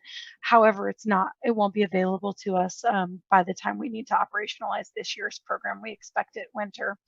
And so it will, we can continue to have those conversations. There could be also possible other data or information that I think could evolve this process in the future as we continue to grow and learn about how a data-driven process is going to be able to be operationalized. So we kind of laid out some questions I think that are in our minds at the forefront of this conversation, kind of at a concept level. If you remember the non-motorized, for those of you that were part of that process, we really like to talk at this conceptual level because I think people have a preference to see a result of something, and if it looks like what they think it will look like, it's good, and if it not, then they want to tweak it and we want to change it to make it look like what we want it to look like. But the reality is we want to talk about it on a base concept level to be able to start that conversation about what are the values that should be reflected and how is the methodology going to work to be able to tell us and show us kind of what the result of the prioritization would be on that level. And so we've showed you a little bit of that. So basically, I'm looking to have a conversation about, do you support this overall process about recognizing routes as a way to, based on pedestrian demand? Do you agree with using the destinations that we used in the previous process or that we've kind of identified and weighting similar to non-motorized? Or is there something else you would like to see? Do you think equity should be scored or included? And if so, to what degree and to which metric? Should we look at something like transportation disadvantaged populations, or should we go with a more just environmental justice, just sole moderate, low to moderate income or minority? And then is there anything else you think we're not considering that we might have available to us that we should consider as we develop this over the next month to bring back to you? And I would kind of open it for questions you might have about anything I presented and kind of a conversation that could start with the questions that we've posed. Thank you, Jessica. Nick Kuzmyak, MMTC Chair. I think I'd actually like to start with public comment on this one because I think any technical questions we have are also kind of relevant to the overall prioritization as it is. So usually we try to start with technical questions and then just go to a broader discussion. But in this case, I think those might be the same thing. So I'd like to open it up to public comment first, if possible. Is there anybody who has signed up for this over Zoom? It doesn't look like anybody's in the room. This is Dave Cronin, city engineer. There was no one present in the room and no one signed up for public comment. Okay. Well, that's a pretty quick turnover then. I'll just bring up real quick here. There were 2 public comments that were posted along with the agenda. And hopefully you guys have had a chance to read them, but I will probably bring up those questions because they were thought-provoking as part of our conversation. But I'm not going to start it off. I'd like to hand it to somebody else to get this conversation started with any questions or comments. Charlie. I wanted to start with a question. So at the sidewalk hazard mitigation program, is this what would be replacing that program? This is Jake Baldwin, Senior Project Engineer. Commissioner Bryan, this would essentially be the 3rd phase of our sidewalk hazard mitigation program. I think that the 2019, we called it the Sidewalk Hazard Mitigation Program. We changed the name to the Sidewalk Improvement Program for the construction that's going on now, and I think we'll keep with that name for the 2021 construction, but essentially it's the same idea that has been evolving. So if I may, Jessica Mortinger, Transportation Planning Manager. Commissioner Bryan, so in that policy, in that administrative policy, there is a option for area designation, and currently that's set by the city manager or his or her designee. And so this would be establishing the methodology that basically would be at the discretion of the city manager or their designee to determine the area designation under that program. Okay, so until we have the LiDAR data, are we going to not use any hazard mitigation or any hazard data from inspections? Like, this model presents more about demand, which seems more similar to our sidewalk gap efforts. And I'm just trying to understand, are we going to avoid using hazard data collected through inspections for next year? Jake, I'll let you answer that one. Sure, Jake Baldwin, Senior Project Engineer with MSO. What this policy is going to do, Commissioner Bryan, is help us identify the routes that we end up going to inspect. Okay. And then when we have that LiDAR data, that'll just be another piece of information to help guide us to those most needed areas. All right, thank you. I think that helps me understand the process. So this is really just going to redefine the process for identifying the areas for inspection. Okay, thank you.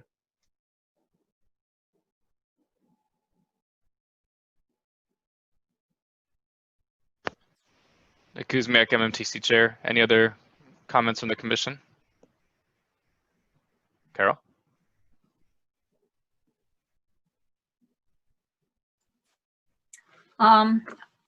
Got a few random thoughts.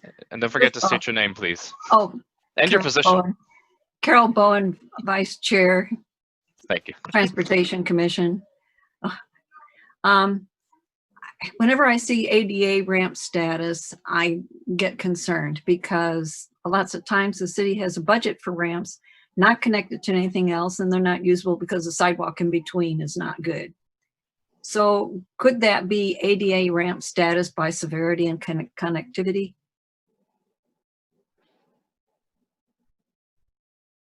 Jessica Mortinger, Transportation Planning Manager. Carol, absolutely. I think that's part of the conversation, is that by doing and prioritizing routes for improvement, that as we go to inspect, we're repairing not just the connecting links, but also using the funding and resources from the city's commitment to repair ramps as needed, as inspections find them deficient. There are some questions here. Mike Kelly really put out a detailed memo to us that I think we should review. One thing that he did not mention that I think we should mention is the potential for pedestrian traffic. If it's not safe, they're not going to come out, except for the schools, which Jessica's already pointed out. So we need to be looking at safety. We need to be looking at crashes. Like, was it Clinton Parkway and Lawrence Avenue? I know of 2 fatalities at that one. There have been fatalities in a lot of our arterials. I don't know about the local streets, but we need to be able to anticipate them before they happen, and we need to use the crash data from the ones that we know of. Kuzmyak, MMTC Chair. So it sounds like then sort of a call to include safety in some respect as part of the scoring criteria then. I guess I would ask then, Jessica, is that already incorporated into it in some way, or? So it isn't. Jessica Mortinger, Transportation Planning Manager. We had this similar conversation when we went through the non-motorized prioritization process. And part of our challenge around safety is we are looking at line segment data, and we can attribute the crash point data to a line segment data, but we're talking about crashes that are reported, which we already know is an underreporting of safety considerations for our transportation networks, because they're only the ones that involve motor vehicles and have been reported on the motor vehicle report crash report form. That's the state form. So we knew that. We also know that safety is also more not just about an incident actually happening, but if you're talking about before it happens, you're talking about comfort and people's perception of safety, which I think we found correlated a lot with speed and volume of roadways, which was the reason why the higher classification based on the average annual daily traffic count trips were used as the proxy for crash data in that model. Because if we only use like bicycle and pedestrian crash data, then we're not even talking about the volume of crashes overall in terms of safety, but there's still, I think, a large majority of other possibly safety or comfort concerns on some of those streets where they wouldn't necessarily be indicated or drawn to, like they wouldn't get enough additional priority in general just because a crash has or hasn't happened there. Carol Bowen, Commissioner. Is it possible, the surveys, whenever we have surveys on this kind of stuff, the pedestrians can always, they always have a special conditions that they are aware of that they report. Certain streets, certain situations. The last survey we had a lot of descriptions of pedestrian safety issues. Could we do something like we do for safe routes to school? I think Jessica Mortinger, Transportation Planning Manager, while I think it could be possible to do that, I would caution a little bit because this process and methodology is really solely to look at what areas we're looking at improving existing sidewalk connections. This is not a model that's going to identify areas for additional crossing improvements or additional gap infill, which are separate processes. So because this is really just the data-driven approach to prioritize geographical, instead of a geographical boundary area, more thinking about it holistically in terms of connectivity and routes, that using that kind of one-off data where it's only based on the people who get to participate doesn't really reflect maybe the whole opportunity for pedestrian demand at trip making that's happening community-wide.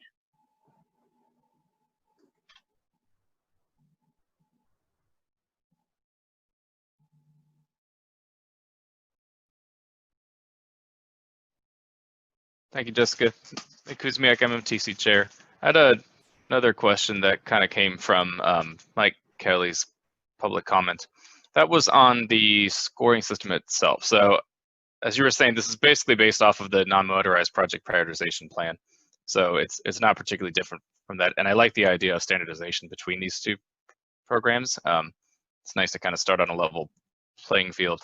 Some of the issues that he brought up were kind of interesting though, and I hadn't really thought of them, and that's that certain categories that score certain ways are not a monolith. So things like public institutions, obviously you have some that are a lot more highly trafficked, like say the library, whereas you have some that, I think he even mentioned he wasn't entirely sure if this would fall under public institution, but something like the wastewater treatment plant, right? Not super important for most people to actually visit.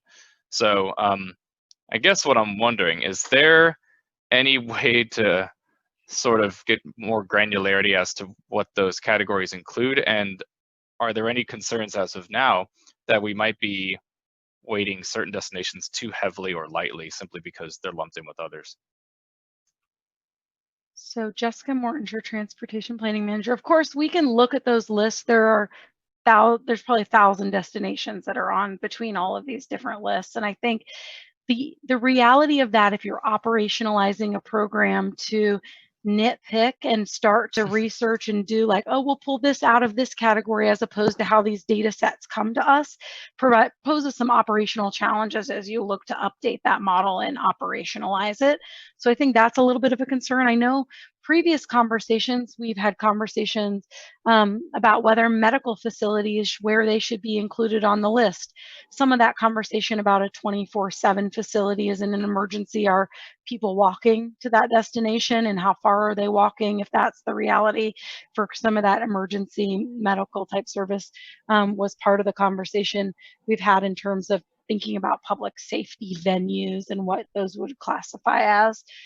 I think those are all conversations we can have, but the reality is most of all of those facilities, based on how our community is zoned, happen upon higher level collector and arterial streets because of the function of the use of that facility. And therefore, I think you're going to find that even in destinations like the library, where there's a larger proximity of destinations, you're going to get your peak demand scoring and ratio for those facilities, regardless of where they kind of fall in that metric. And the reason why we had to do so much weighting really was about schools, because the counter of that, where we have neighborhood schools, is many of our schools are on collector or residential streets and in those networks. And remember, when we didn't weight schools, right, and we had them with the other criteria, what happened is the demand kind of ratio was really skewed towards only collector and arterial streets. And so part of that, and why schools got pulled up so astronomically higher than the others, was to pull some of that trip and those destinations around those schools back into prioritization, as opposed to just solely prioritizing collector and arterial streets in our network. Because if you think about it, the proximity of a lot of those destinations is they are already going to be close together. And as we begin adding thousands and thousands and thousands of trips to those close destinations, those segments are already going to rise to the top. So I would be a little bit cautious about calling out a specific destination unless we find for a reason as we look at it in that case that there's that we really don't feel like it meets the weighting criteria that it would need compared to like some other lower priority facility types.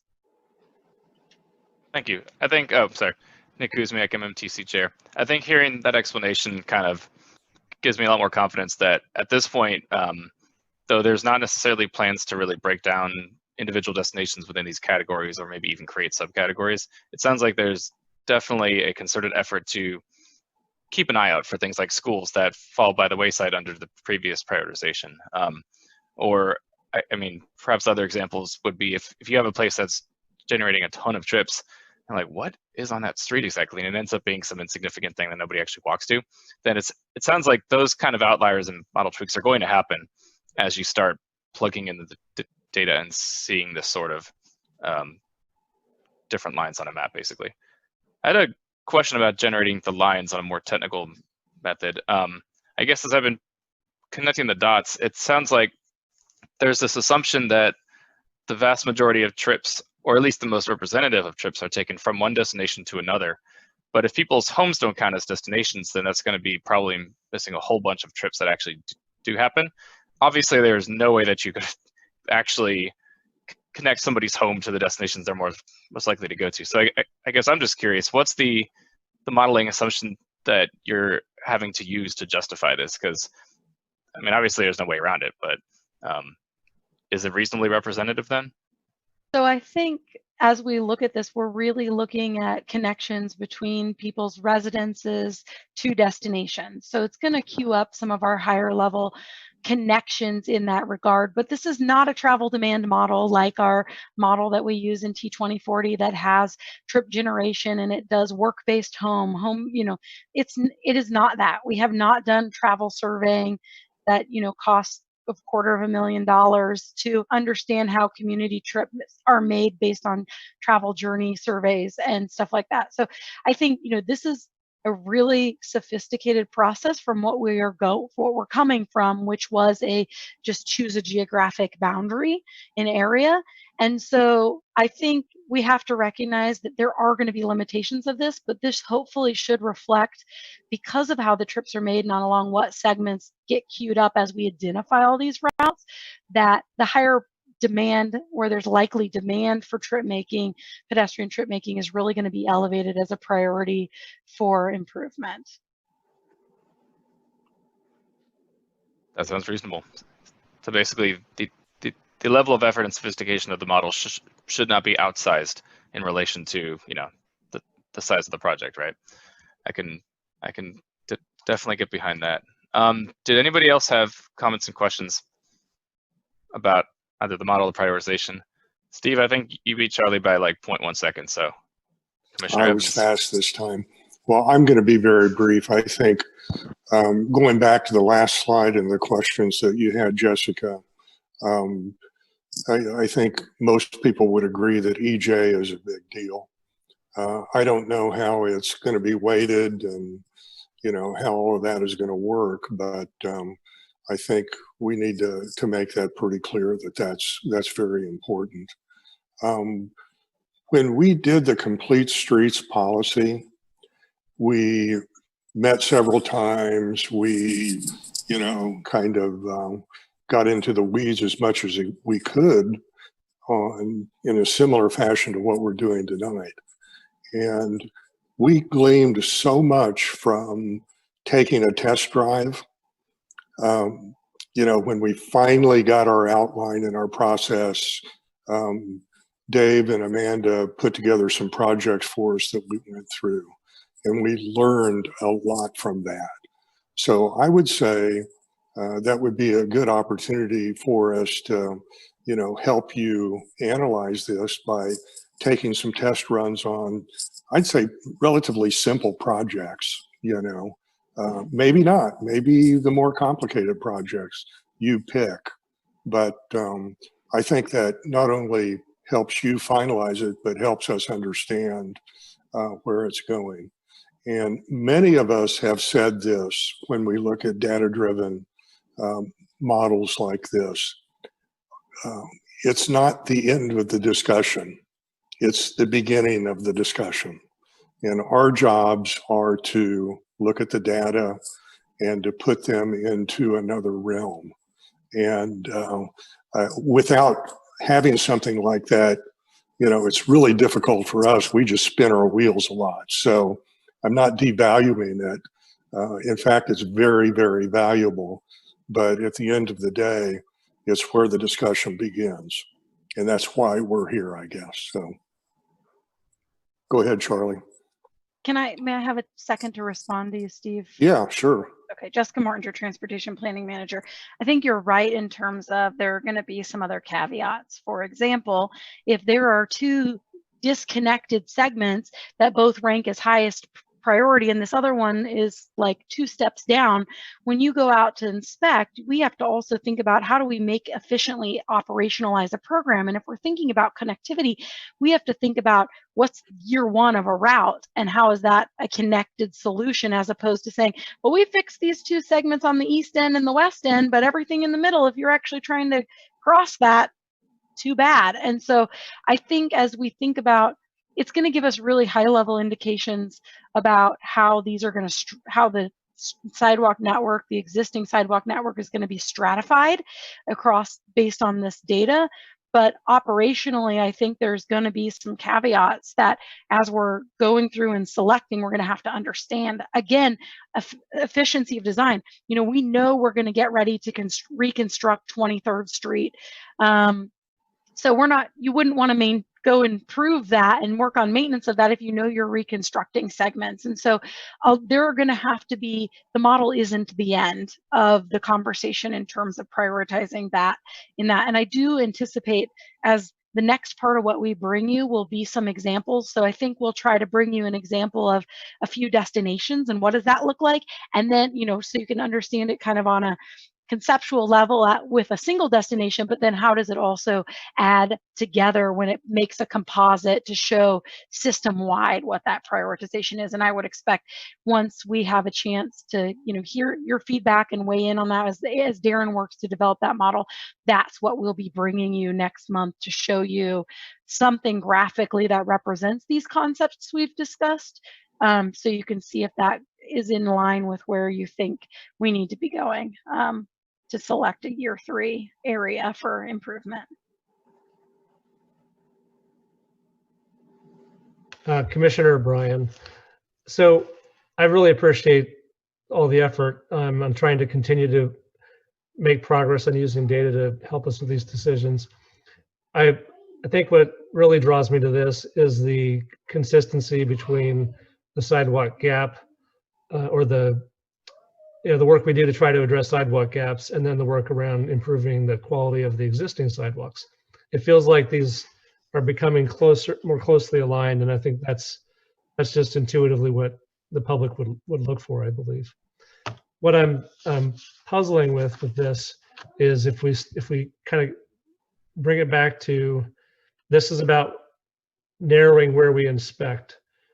What I'd like to better understand is those areas that have the lowest priority for inspection, I don't know when they will be inspected or if they ever will be inspected with this approach. With the other approach, there were several sectors and we knew eventually within 9 or whatever, 8 years or something, all those sectors would have at least been inspected at least once. So help me with understanding that. Does this mean this high priority inspection area will be viewed every year, every 3 years? The areas that have the lower scores, will they ever be inspected, or are we essentially saying those aren't priorities at any time? Jake, do you want to answer that, or do you want me to? Be happy to. Jake Baldwin, Senior Project Engineer with MSO. Commissioner Bryan, I kind of view this as a list similar to our non-motorized list, where we've got scores from 12 down to 4.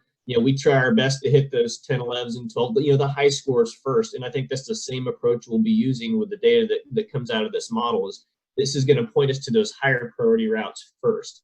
That doesn't mean that the lower priority routes will not get inspected. They would just be inspected in outgoing years as the priority routes get taken care of. I think in the end, it's how far the money goes is how quickly we'll get through the list, just as if we were approaching it by an area. So I guess I'd like that to be a little more clear. Like there was a sense with the original approach that in a 10-year span, everything would have been inspected and everything would have been repaired if there was a defect. With this, it's not clear to me that that would happen in a 10-year period.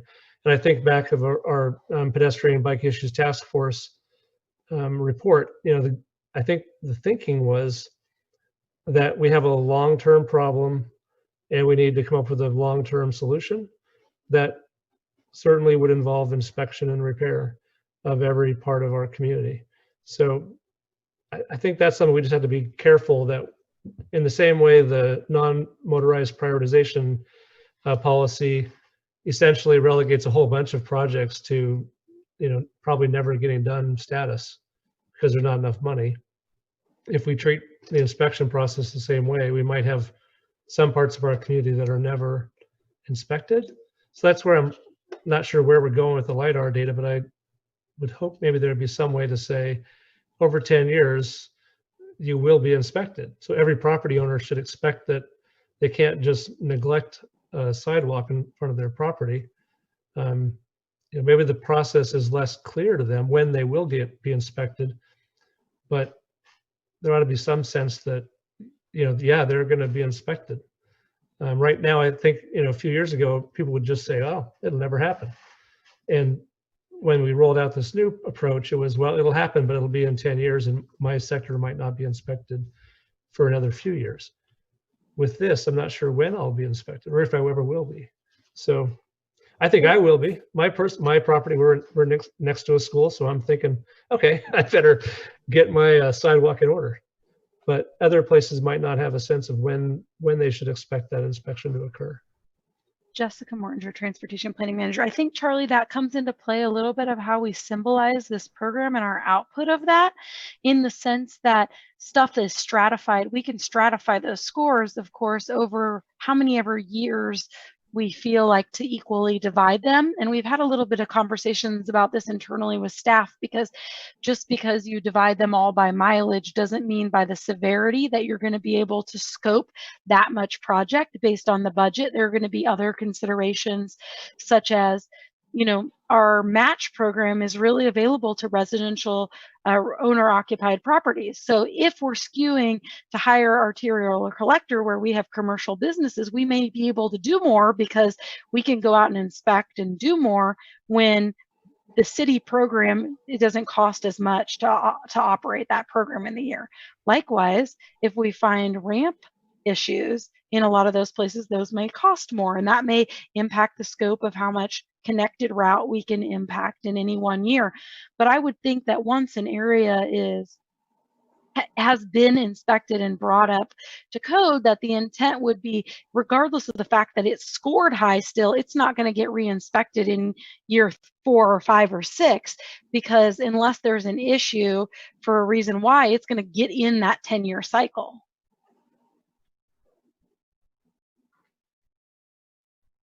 That Commissioner Bryan, that helps. Thanks. It's going to be a lot to track. So I think, I kind of feel like we need to prioritize reinspection on those high priority areas. So I wouldn't want to see it deferred for another 10 years. But I guess I'm wondering is if we had a better sector plan, one that identified, high priority areas that get inspected every X number of years, lower priority areas that are inspected on a different frequency, and then a lowest tier that gets inspected on another frequency, if that might seem simpler to the public. I don't know. I'm just trying to weigh the difference between this and the previous approach. And I think the previous approach had a benefit in knowing that 10 years wouldn't go by before your sidewalk was inspected, or that it should happen every 10 years. And this is not clear to me that would actually happen. So that's all I have.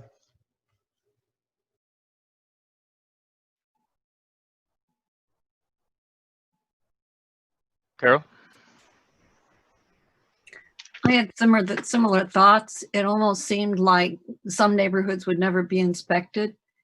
And then I thought, well, maybe we could portion our budget somehow so that there's always some inspection. But it's something that we need to be cautious of. Can I reach over into equity issues now?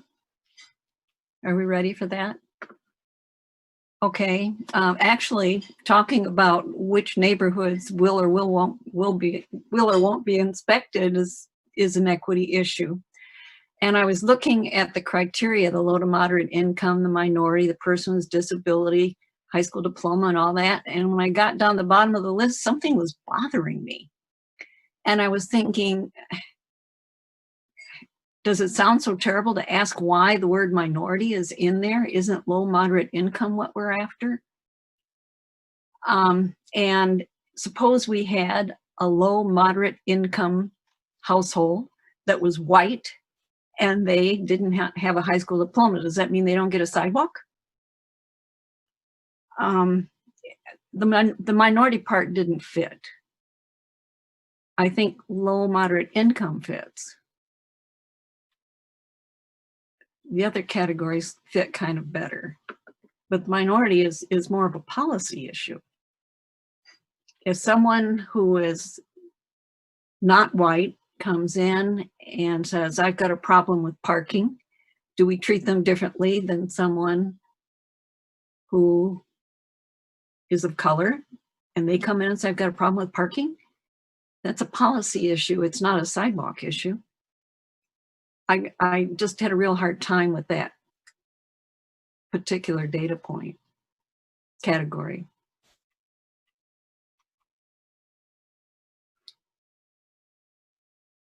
Jessica, would you like to comment on that? Sure. So the environmental justice definition of low to moderate and minority is a federally defined program that really looks at how the impacts of distribution of resources and services and program opportunities are impacted based on income and minority status. And so that program really came out of a lot of the history that planning has and government programs particularly have on like a disproportionate impact on those populations when transportation investments and decisions are being made. And so I think historically that minority and low income populations across the United States have been disproportionately impacted when it comes to transportation investments. And that federal program attempts to rectify and evaluate and use those census data points. It doesn't mean those are the only places where low income and minority people live in our community. However, they are the block groups where there is a predominant minority or a predominant majority population that exceeds some statistical averages, to understand that we should, if we see that there are more people who have commonly been disadvantaged by transportation choice, then those, as a way to target them, can bring equity and make things more just in transportation barriers if we are not limiting transportation choice as an opportunity that impacts quality of life. And so that's EJ, traditionally being defined as low to moderate income and minority, really is the rhetoric that's federally set, but also why we included in transportation disadvantage, because we believe those are still important criteria. But that there are also other indicators that impact transportation choice and or quality of life that the census data can provide us as a way to indicate where in our community there may be disproportionate impacts for people who are trying to get around and have access to opportunities.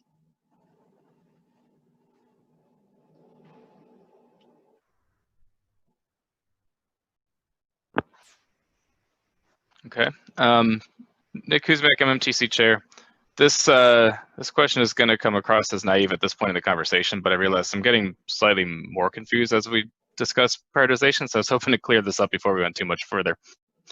Are the orders and rankings for inspections and repairs prioritized differently So for example, do we use, say, environmental justice metrics and destinations to determine what to inspect?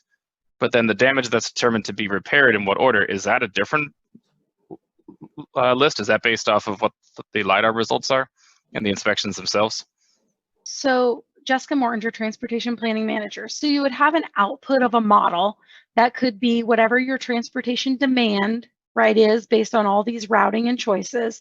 And then there's an option that you could add a weighting that says, if you needed to further stratify a category, or if you needed to look at how you're prioritizing resources in terms of how you're geographically distributing them.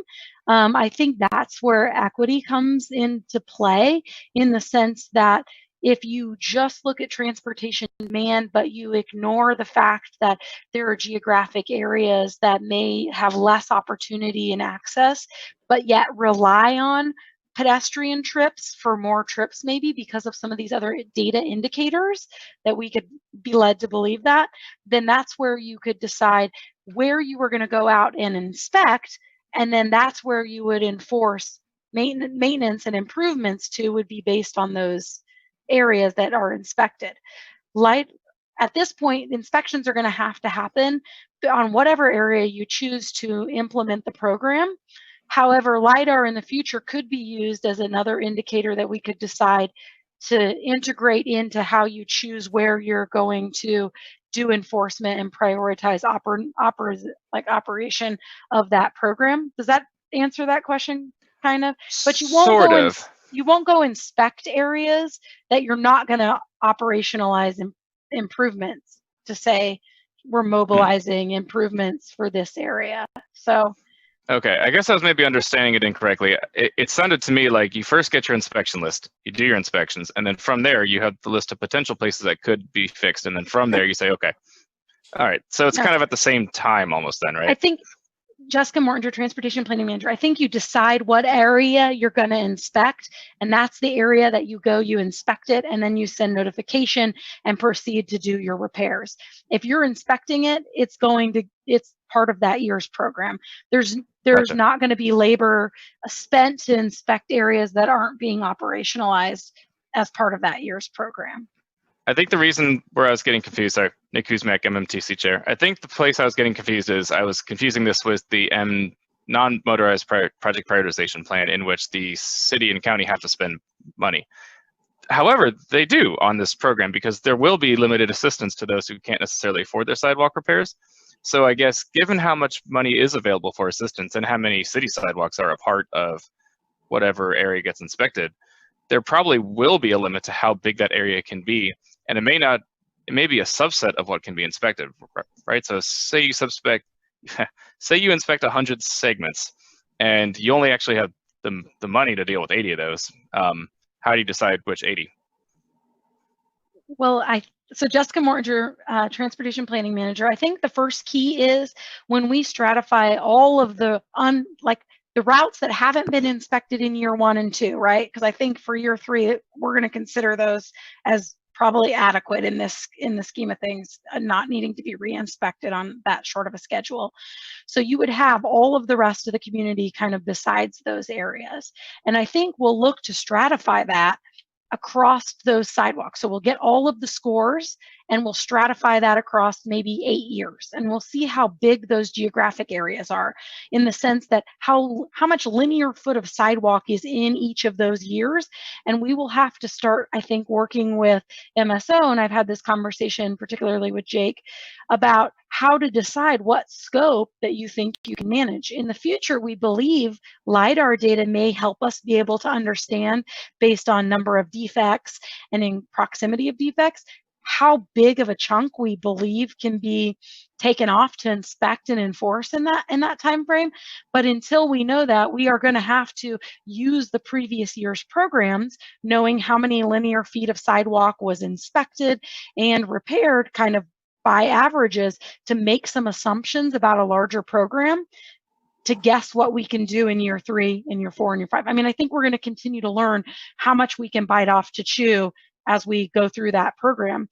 That's where I also mentioned, I think, depending on what type of property owner, you have in terms of where you're enforcing the sidewalk repair is going to also impact the city's responsibility in some of that programming. And I think we're going to still have a lot to learn in regards to that too. And those are things that are going to be extenuating circumstances that I don't think the model at this point is going to be able to tell us. And we are going to just have to continue to evolve it as we select which set of routes is going to be as part of next year's program. Okay, thanks. I think I'm starting to see how this is going to work. Donna. I just have a question about LiDAR. Is that something that the city will eventually own, that capability, or is that a contractor that comes in and does LiDAR for us and gives us a snapshot in time? So Jessica Mortinger, Transportation Planning Manager. The LiDAR data has already been ran and collected. It was something that Municipal Services undertook as part of their asset management work. And they were really looking at pavement condition. But the LiDAR has been run and there's additional data that has been processed for sidewalk condition. And we have, I believe, paid for that and are expecting they're doing some quality control and check to verify and some of that data that we're getting back, but we anticipate having that data, I believe, in the next 6 months. So as part of a future program, I think it can inform decisions about how we might prioritize more severe hazards and also scoping work quantities. We're not confident yet in the scheme of things that we're going to be able to get away from manual inspections for letter notification.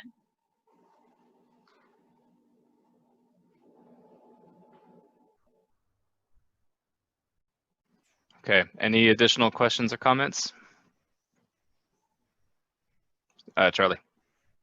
Commissioner Bryan.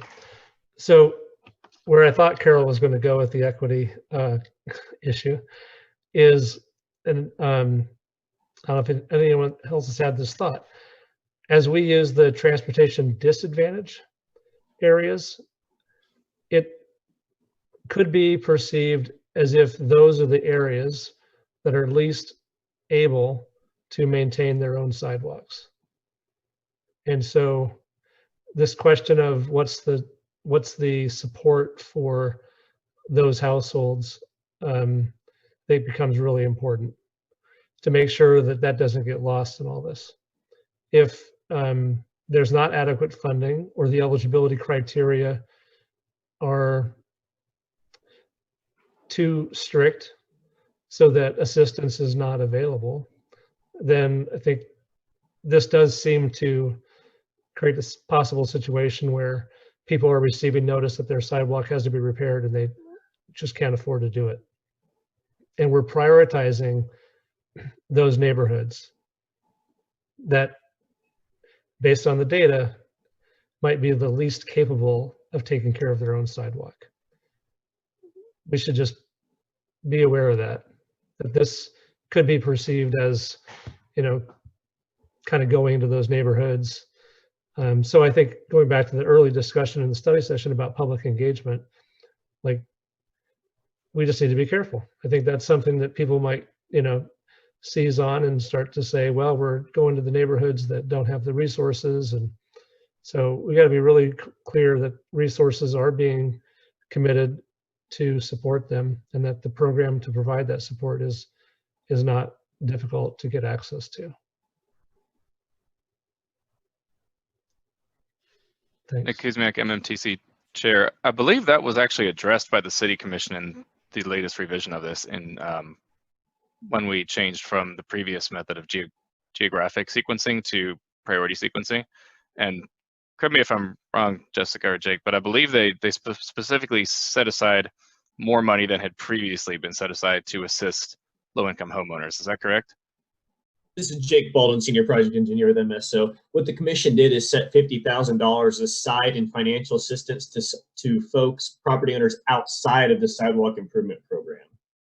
So we had individuals who were notified of sidewalk repairs who qualified as low income, but they were not currently eligible for funds because we're keeping those inside of the program. So that was the action they took. So is there a dedicated source of funds for people who will come under enforcement action through this program? Yes. The city has two funding streams. This is Jake Baldwin, Senior Project Engineer at MSO. The city has two funding streams for the sidewalk improvement program, 3 if you include the funding for ADA ramps. So there's a line item in the CIP for repairs to city property, and then there's a line item for private property. And that line item for private property includes all the financial assistance. And I think it was $1 million for this year's version of the program. And I can tell you that the applications we receive will probably amount to less than $10,000. So this is Commissioner Bryan. I think that's pretty consistent with what we heard in previous years, that the amount of money was set aside exceeded the amount of requests. I think, good, there's more money available. But what I'm concerned about is, what are the barriers for people to have access to that funding? And is it the criteria that they're using for eligibility? Is it something else that we haven't even looked into? But if there's willingness politically to put money aside for support, it feels like we're being a little negligent if we're aware that very few have actually taken it and not examined why. Especially if we're going to a neighborhood that's got a lot of repairs that need to be done. Kuzmyak, MMTC chair. And Jake, I'm probably butting into your stuff here, but I would say, Charlie, that the reason it was so underutilized is because it was in far northwest Lawrence. The sidewalks are pretty decent. The incomes are significantly higher. If we're focusing on Pinckney, East Lawrence, Old West, Brook Creek, you're going to start noticing probably a significantly larger share of people applying for the assistance, and also a significantly larger share of sidewalks in disrepair. So I have a feeling that it's kind of, the city commission kind of knows what's coming, and they know it's going to be a way higher ask in terms of assistance than it was on the initial set of sidewalks. And I think that's why the initial set of sidewalks was chosen, to kind of test the waters and see how it was going to work in a place that they knew there weren't a whole lot of repairs to be made. So I think it's nice to hear that it's underutilized, but I have a feeling that $1 million will probably be burned through pretty quickly once we start identifying areas both in environmental justice zones and that have a lot of destinations, which tend to be the older neighborhoods. Jake, did I miss anything? Was that largely correct? Jake Baldwin, the Senior Project Engineer at MSO. Largely correct. Yeah, the first phase of the program went to West Lawrence, and that neither program was utilized very heavily. However, now the current program, if you're unfamiliar with it, is south of 23rd Street between Iowa and Haskell University. So we're anecdotally, we're a different, part of town with different characteristics, and those applications really have not increased that much. And Kuzmyak, MMTC chair, is that because there's a large percentage of multifamily housing there and commercial, in which case it would be more corporate landlords and larger landholders who would be on the books for it versus renters? Jake Baldwin, MSO. I'd have to go back and look at that. I know we did look at the percentage of rental licenses in the area, and that was fairly large. This area also has a lot of areas without sidewalk to begin with, and I think that played into that factor. That makes sense. Okay. I thought I saw somebody raise their hands while I was talking. Carol. Commissioner Bowen, straight up, I'm glad we're putting equity considerations into the mix.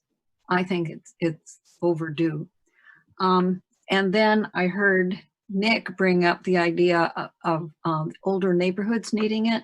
The age of the neighborhood is not necessarily an equity consideration, but something that we might want to consider when we're choosing our projects.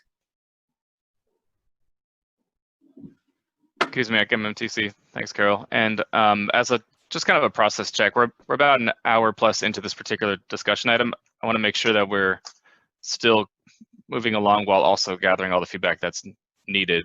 Dave, just to make sure, our action item at this point is really just to give you guys feedback. So I guess I'd ask the question of Dave, Jake, Jessica, Ashley, whoever else is involved. Do you need more formal feedback, or what you're gathering at this point is sufficient? I guess, do you need the motion is what I'm asking. Jessica Mortinger, Transportation Planning Manager. No, I don't think this is an actionable item. We perceive this just to really be a discussion that allowed us to respond and continue to develop parts of the model and bring something back to you for November, where you can see something in a little more detail with an outline of some model, model justification documentation that will help kind of solidify. Will be a little more technical, but hopefully will help solidify many of these concepts and topics you've had. I guess my biggest kind of hanging question out there, because I've kind of heard both, is transportation disadvantaged versus EJ, where people kind of lay on that, and to what's kind of after you get the scores in the network, where do you feel that goes in terms of how you prioritize and score those? So I'd like to hear kind of a little more about that. That's the part I'm not really sure what to, we could bring you something back. I'm just not sure it'll be exactly what you're looking for if I don't hear a little more from you in regard to that. Sure. Nick Kuzmyak, MMTC Chair. I think we can probably fairly simply get started with just a show of hands. It's kind of a three-way choice at this point. I guess the first question is, should we or should we not prioritize equity? And the second question is, in which way? So I think it's really three choices. Don't prioritize it in the ranking at all, prioritize equity, but only through environmental justice zones, or prioritize equity through the transportation disadvantage zones. So I'm just going to go for the choice that I'm particularly interested in. That's the transportation disadvantage zones, because it looks like it includes the environmental justice indicators as well. Can I get a quick show of hands of who would be interested in seeing that particular prioritization? Okay. Anybody who didn't raise their hand, do you have an alternate viewpoint? I guess not. Okay. So there you have it, Jessica, at least for that question. The second one would be, let me see if I get this right. Basically, do we support the overall process to determine the routes based on pedestrian demand? Is that kind of the overall question? Jessica Mortinger, I think the second part of that equity question is just how much should equity play into that process? Is it, and think about it in terms of it, is it a 20%? Is it a 50%? Is it 80%? Maybe percentage kind of wise is a good way to think about it. If you already get the scoring, should, if you look at, if it scores in the top third, then should it really, how does, thinking about it in that regard, how much priority should equity be given in determining which areas and which areas are improved first? Okay, Lauren? Just a quick clarification, is that in comparison with like LiDAR data? Because kind of what I'm thinking through is equity considerations are important to me, but I also want to know what the condition of the sidewalk is. If we're looking at a neighborhood that, it might be low income, but has nice sidewalks, like that's a less of a priority for me. So just a question. Jessica Mortinger, Transportation Planning Manager, and the LiDAR data is not available to us in this year model. So let's assume we have to make a route selection without having LiDAR data. So in the future, it could be a consideration in terms of it could be weighted a little bit differently, but without understanding, besides just anecdotal evidence where we know about the age of neighborhoods, as Carol pointed out, because I think condition probably is a good proxy for that. But thinking about that and where you see the most transportation disadvantaged populations show up on that map, thinking about it in regard to that without knowing the condition, but recognizing many of those are not newer neighborhoods, that might help that. But yeah, we won't have all that information to know for this year's model. Steve, I think I saw you raise your hand. Yeah, I was just going to say, as this future model develops, I'd be better prepared to answer the weightiness of EJ by looking at examples. Say, give it a 15 or give it a 40 and see what that does to the data, to the live data. It's really hard for me to visualize this to the point where I could say anything other than it's really important. to identify it and to Hey, figure out Kuzmyak. how it's going to be paid for. Sorry, Steve. That's I agree. okay, I'm Hey, done. Kuzmyak, MMTC. Jessica, is that a reasonable idea to maybe have three scenarios if you were to apply, say, the index score from the transportation disadvantaged area that the project's in? If you were to, add it at, say, 1/3 weight, 2/3 weight, and 100% weight to kind of give us three areas to, or three options. Jessica Mortinger, Transportation Planning Manager. I think that's reasonable. We could bring back some weighted options that kind of show you a little bit of a spectrum of choice in terms of how much influence that would have on priorities. Okay. Charlie? So I just want to be sure I understand. The other elements that are weighted are the destinations. And is there anything else? So are we just trying to balance between equity and destinations? Jessica Mortinger, Transportation Planning Manager. The other part of weighting that's in this model is the ones besides the routes that then they themselves might be weighted in terms of how the route is chosen by the model. The other point and score weighting is proximity. So that table that had all of the different destinations and how they were weighted by destination, but they were also weighted by distance from the destination. And so that we would kind of propose something that would look similar, I think, with some different destinations prioritized where closer trips that are the closest priority to many of those destinations would have higher weight than a trip than a segment that's farther away from that destination. Just a really common sense, as you get closer to a destination, more trips are going to be on those segments and therefore ideally would have higher pedestrian demand. Thank you, Commissioner Bryan.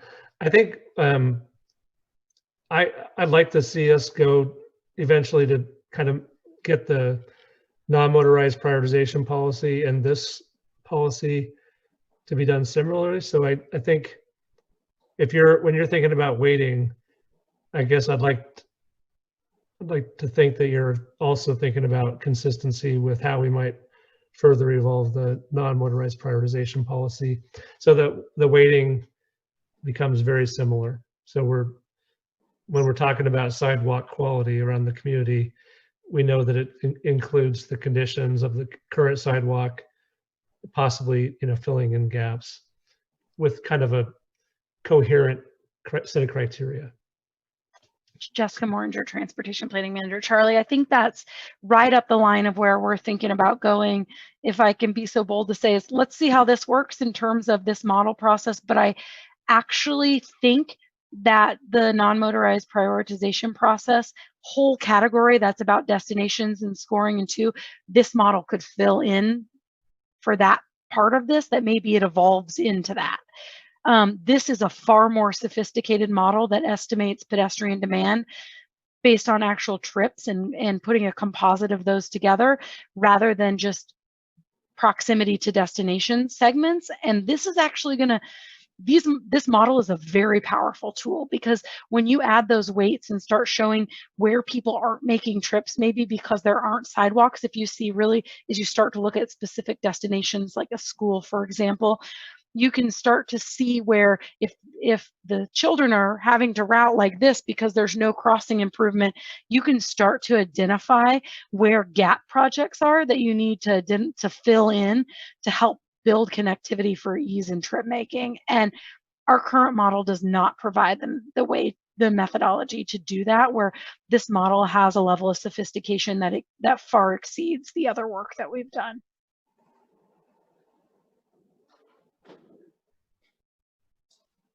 Carol, I think I see your hand raised. Yep. Getting back to the equity, I hate to say it, but the transportation disadvantaged population really spreads us thin. I get a little concerned about costs. And if you're looking at the environmental justice map, you would want to make sure that basic resources like grocery stores are in the model. Just resources that you need to survive. You don't need a dime store. You don't need, well, you might need a dime store. There, you don't need lots of things. You might need the bus stop. You need a grocery store. You need a drugstore, things like that. If we're going with the environmental justice. Nick Kuzmyak, MMTC chair. I guess I'm curious then, Ashley, is this your area that you were working in? Could you comment on, maybe this is a reasonable question to ask. Were there any areas that scored really high in the transportation disadvantaged population, but didn't necessarily score high in environmental justice metrics? Or do they overlap pretty well? So I'm Ashley Myers, transportation planner. Hopefully you can hear me. They overlapped. Specifically, if you look east of Iowa on both maps, the environmental justice, which is the low income and minority, is pretty covered on that side. And that's also where it's redder on the transportation disadvantaged. One thing we do need to keep in mind with this is that the transportation disadvantaged model uses the regional average of the entire county. And so we can look at this to see what it would be if we did the regional average just of the city of Lawrence. The MPO is countywide, and this was developed for the county, for the MPO, and so that's why that regional average is for the county. So it'd be interesting to see if it changes once we shift that. But it really does overlap quite a bit. Nick Kuzmyak, MMTC chair. I do like the idea of sort of normalizing it on the city simply because that's our jurisdiction here. Right. But I guess I wondered, I want to make sure Carol's concerns are addressed, and I guess it could be framed as, if you were to grade potential or inspection areas based on transportation disadvantaged population areas, would you still see environmental justice zones prioritized over non-environmental justice zones? It sounds like the answer is yes, but more on a gradient scale than just a yes or no.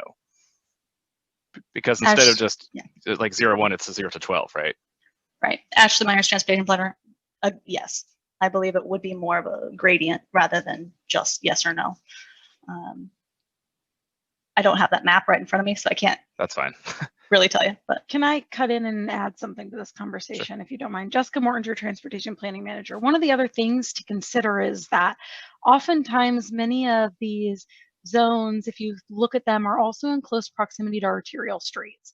Many of these neighbors are higher density neighborhoods, and they involve apartments or congregate or shared housing. And part of how the demand model is going to impact that is in every buffer area based on every destination, it's going to identify all of the addresses in that area. So if there's an apartment, it's all of a sudden, if it has 50 addresses, there are now 50 trips from that. So as it builds on that pedestrian demand layer, our areas with density are also going to stand out as higher levels of demand built into that model that impact how we're talking about many of these populations and areas as well. Nick Kuzmyak, MMTC chair. That is good to know. And it kind of makes sense. It's almost like dense places are more walkable, right? Who knew? So that makes sense. Any other comments? And, well, sorry, before I go there, Jessica, just to make sure, is there any other piece of information, discrete feedback that we need to state at this point, or have we covered it all?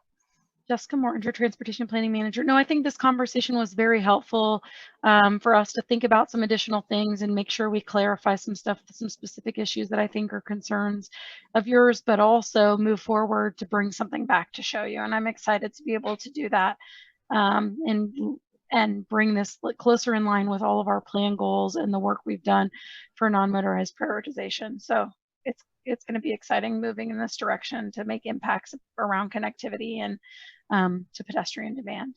So. Okay. Yeah, I agree. It's exciting to see this go forward. Any final comments from the commission? Charlie? I don't know if I'm making the correct observation here, but I believe the first year of the sidewalk inspection program, was that northwest part of town, which has the lowest transportation disadvantage score. And then the second year was there at 23rd in Iowa, which has the highest transportation disadvantage score. And, I know staff were looking for kind of to learn, and they went to a place they thought might be easy to start and then took on a more difficult one. It seems this data really validates that conversation staff had with us about how they were, trying to learn slowly and then also take on some of the challenges. So it's nice when data lines up with things. Sure. Okay, well, in that case, I'm going to close this agenda item. Thank you very much to all who presented and participated in the discussion, and I'll be interested to see how this comes back to us in a month or so. Let us move on to agenda item number 3.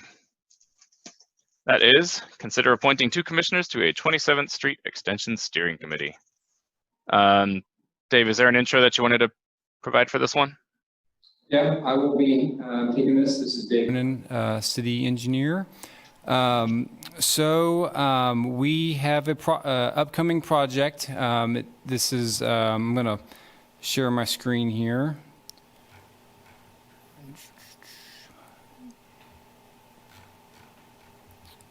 Show an aerial. In the city's 2021 budget, we have a project to extend 27th Street to the west to provide secondary access to the sports complex over here, YSC, the youth sports complex.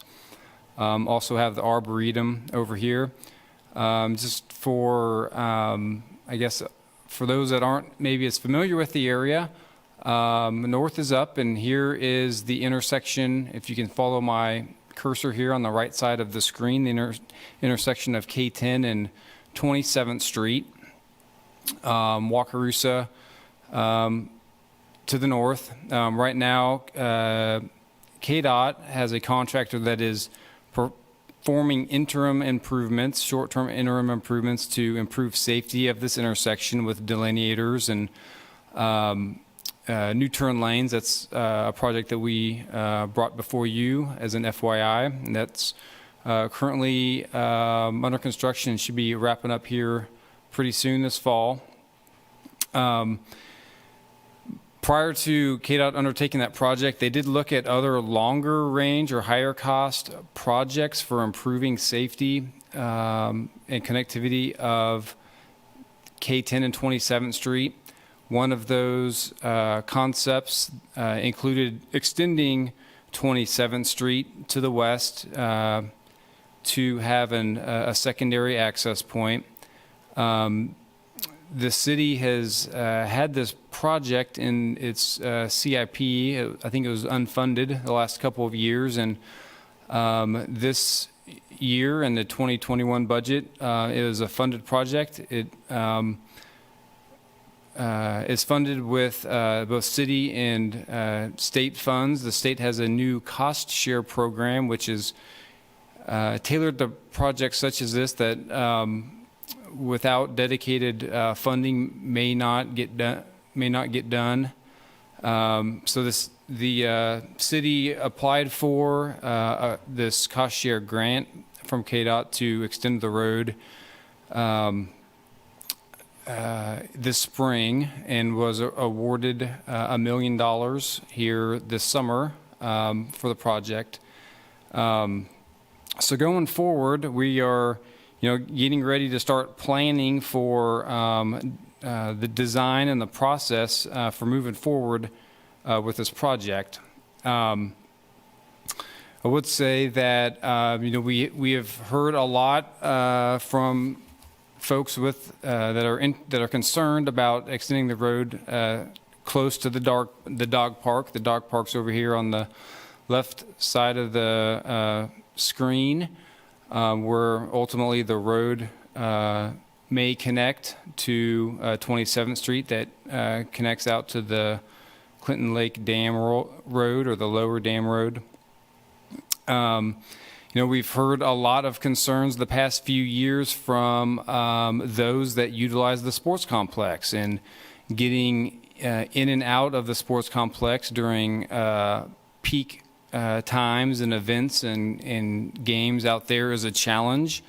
I think it's a real safety concern if something happens that you only have one way out and it's at a signalized intersection on a highway. If we have a weather event or a crash at the intersection, it's there's no other way to get out. So this has been something that city staff has received numerous complaints about in the past few years, and that's kind of the reason why it's was a proposed project in the CIP.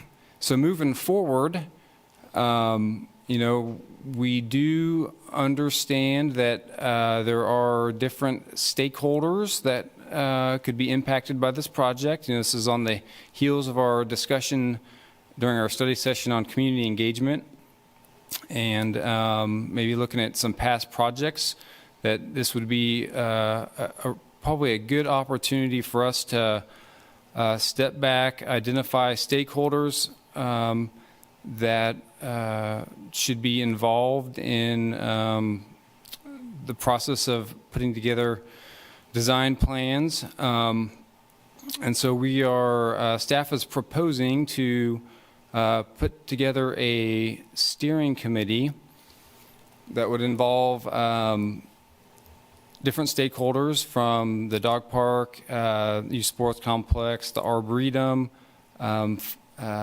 folks in the bicycle community, and maybe there's some others as well that we would like to begin meeting with, and also include a couple of multimodal transportation commissioners on that steering committee. And so we are, the action item is to appoint 2 commissioners to the steering committee, and we would anticipate taking that recommendation to the city commission here in October to get the go-ahead with moving forward with the project and with a steering committee, develop a scope and a schedule for that. I would say tentatively, I could see that happening in October. Then we would go out, solicit a design consultant in October and November, bring back a scope and fee in December, and then begin meeting and discussing engagement and different design options. And so I would also, I guess, looking forward from that, December, beginning the process with the design consultant. That would probably go into the spring of next year, and then we'd look to get a recommendation that would ultimately go through this body before it goes to the city commission for construction. So I think that's a good summary of where we're at. I've conceptually shown a map with the connection. There's nothing is set in stone with this project. We've also considered the need to extend a shared use path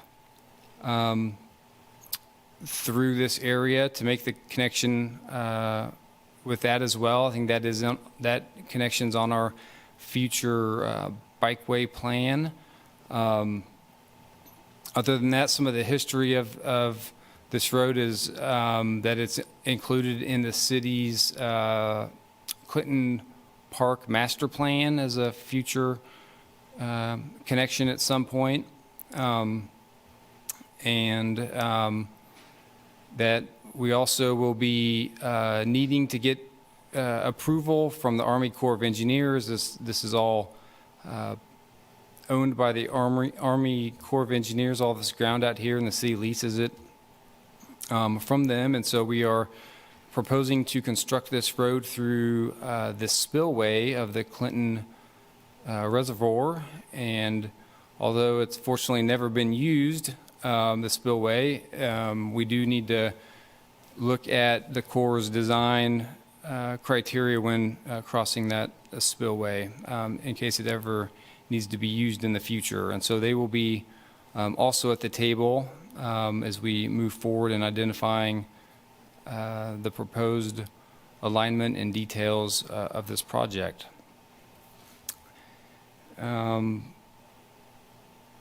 With that, I guess I would just stand for any questions that you have. And again, we're looking to get feedback from you. And then our recommendation was to appoint two multimodal transportation commissioners to a steering committee. Thanks, Dave. Nick Kuzmyak, MMTC Chair. I wanted to get a quick point of clarification before we launched into the rest of this, and that is how many people are projected to be on the steering committee? How many steering groups have you planned, and is anybody appointed as of yet? Dave Cronin, city engineer. I don't have an answer on the number at this point. I would think a couple of people from each of those groups that I talked about, the dog park folks, the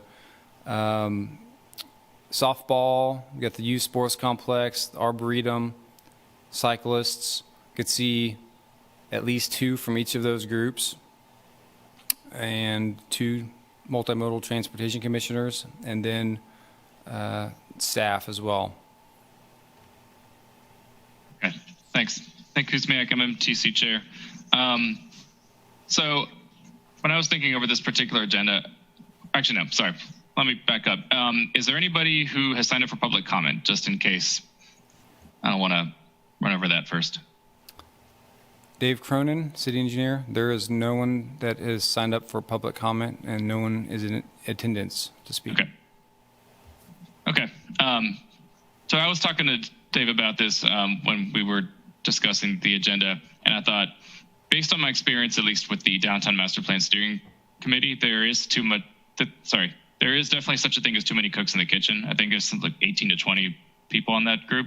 It's huge. And it's really difficult to have any one person have anything really meaningful to say unless they just ignore all attempts to stop them, right? So I'm usually of the mind that a kind of smaller, more focused steering committee can sometimes be more effective as long as the representatives are indeed able to represent the stakeholders that they're there for.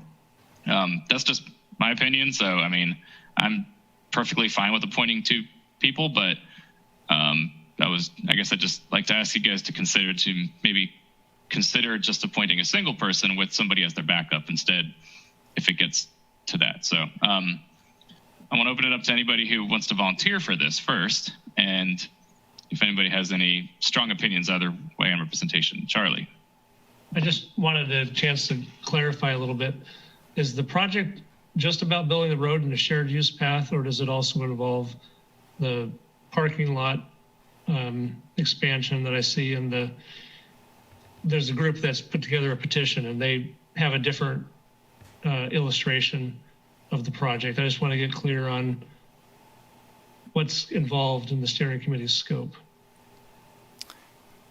Dave Cronin, city engineer. That's a good question. There's another project going on concurrently with this, and that is that Parks and Rec has plans to improve the dog park over there in the parking lot, including fencing as well, that would be completed ahead of this project. Now, I could also tell you that I know that there are folks that are in opposition of this road connection, even with those other improvements at the dog park. So they do kind of tie in hand, but there is another project to make improvements over there, particularly with the parking lot. The parking lot right now is right off of that, what would be 27th Street, to move that off of the street, include fencing. Some of those conversations still need to be had, and I think they had a meeting last week with dog park stakeholders, and I think there will be other meetings on the details of those improvements, but there is some tying in, but they are separate projects, and those improvements to the dog park would be done prior to this project. I have a question. Catherine? Okay. So is there any discussion, since this is going to increase the traffic on that lower dam road that goes north and south, so that goes from 458 up to Clinton Parkway, where it then joins in with the South Lawrence Traffic Way. And so that's going to increase traffic along there as people come from 27th Street past the dog park, and then they're going to exit that area that way. That is a 2-lane road that is used by right now by the Eagle Bend golf course, and then anybody who's going from Clinton Parkway to 458. But it's also used by a lot of cyclists. So would there be any consideration to putting a shared use path alongside that road? This is Dave Cronin, city engineer. I think that is a very good point, and that's something that we would need to consider with the project, if that's appropriate to alleviate those concerns, and what the cost would be to do that. So that's another reason why I think having this stakeholder committee is important, to see all different facets of this project and how it may impact different users. And so that's something that we can look at further as we move forward. Any additional comments or questions as to the kind of general nature?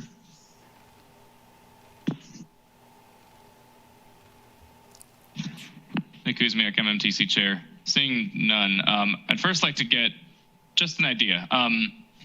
Who at this point is in favor of sending 2 people versus 1 person and a backup? Because I very well may be in the minority here. So quick show of hands, who supports appointing 2 folks?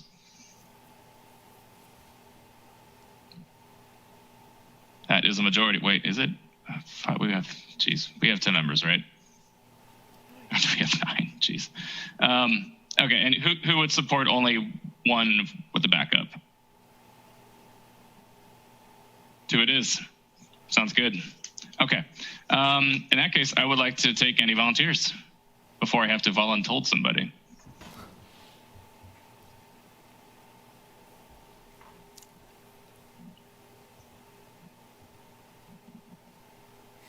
Steve? Nick, I'm not volunteering, but I think it would be a good opportunity for Tom or Lauren to get their feet wet a little bit.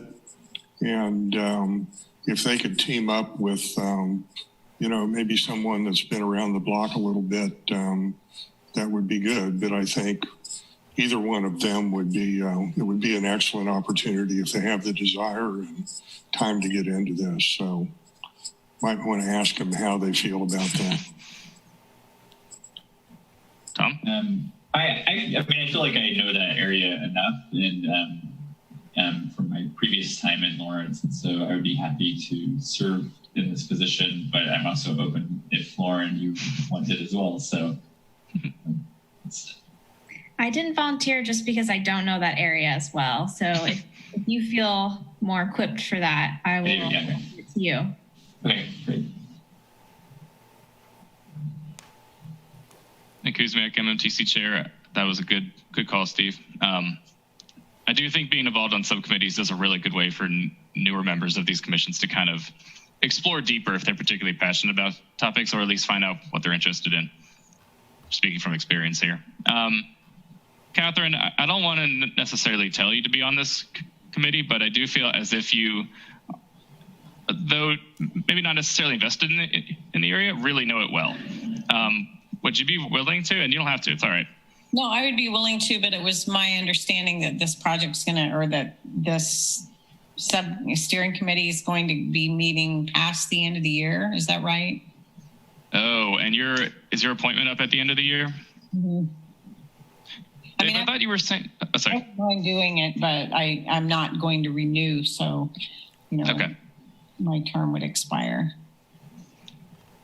Dave, could you refresh us on the timeline? I thought you said that you were going to be getting bids by December. Is that correct? Yeah, Dave Cronin, city engineer. I would anticipate we move forward with this, that we could have a recommendation for design fee from our consultant in December, and that the stakeholder committee would go into the spring of 2021. So probably at least 3 to 4 months. Okay. Catherine, would you be willing to serve for the time that you're still on the board, just so we can avail ourselves of your knowledge of the area? Sure. Okay. I would certainly appreciate that. And then I guess we can cross the bridge when we get there as to who may fill your spot when the time comes. Yeah, well, this is Dave Cronin, city engineer. I would say we might not get started until December. And it's also a hard time to start meetings that time of year, but it's really at your discretion on who you want to appoint. But if Commissioner Schartz is not interested in being reappointed next year, then you may need to fill that position with someone else first of the year. Okay. Understood. Thanks for the clarification. Any other thoughts from the commission on how to best go about this?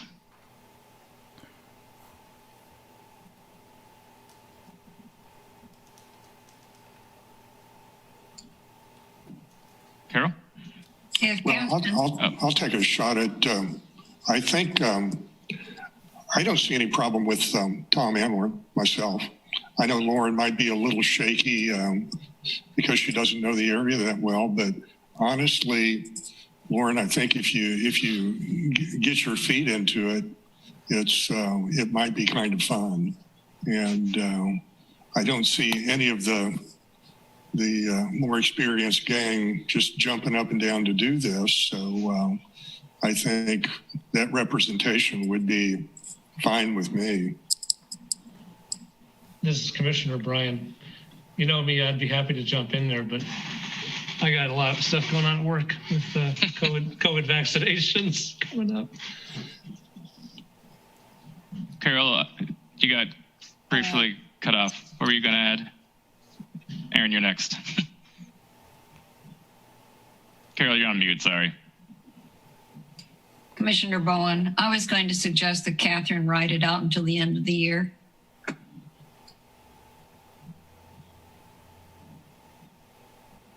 And Aaron? Maybe a couple questions. I would be interested in this regularly, but I have a lot on my plate. But just, I have a soccer player and a dog that I go out there regularly with, and I was a park ranger. So I feel like I'm pretty familiar with a lot and have a lot of interest. But is there any thoughts at this point on when this steering committee would be meeting?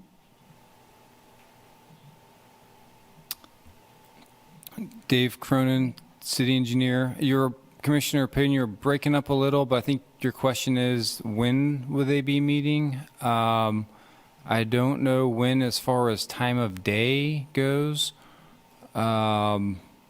Need to think about that a little more, but I think we'd need to be flexible, consider evenings or weekends if appropriate, depending on those that are on the committee. So I think that's a good question. I don't know time or really frequency yet. I think I would anticipate at least 2 meetings a month minimum, but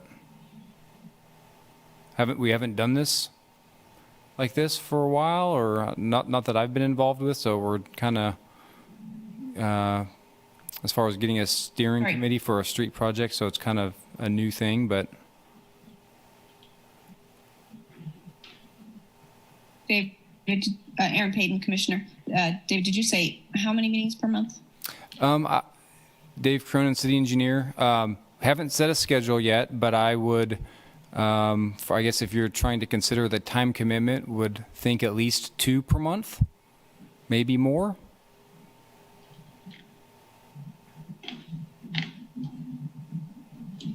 Nick? Steve, yeah. We could consider a bit of a hybrid here. Tom could be our number one person, and maybe we could rotate. I mean, I don't know about the continuity of that. That's probably not really good, but I'd be happy to go to 1 or 2 and you know, share the responsibility, if that makes sense. I don't know if it does, it's just thought. Yeah, thanks for your thoughts. Nick Kuzmyak, MMTC Chair. Sounds like we have a couple of possibilities here. Carol, I hate to ask you this. I gotta be honest, I forget what your recommendation was. It's gotten lost in my brain shuffle here. Commissioner Bowen, I was just following up on the original discussion. I remember that Catherine brought this whole issue up to us in the first place. Okay. So, Nick Kuzmyak, MOTC Chair. It sounds like then where I'm thinking the consensus is reaching is that we're going to nominate Tom as our prime with Catherine, while she still is on the MMTC, to be followed by Steve once her term is expired. Is that a direction that we feel comfortable with? I didn't think I was signing up for the duration. If you're not able to commit to, yeah, if you're not able to commit to 2 a month, I don't know. I'm thinking continuity might be fairly important just because there's going to be a lot of voices in the room, and I don't know if we can rely on good minutes. It's nothing on the staff. It's really hard to get good minutes on a large committee, and not everybody has time to watch the YouTube recaps on 2 times speed. So, well, I would pass it back to Erin. It sounded like Erin was intrigued by it. I know she's got a full plate, but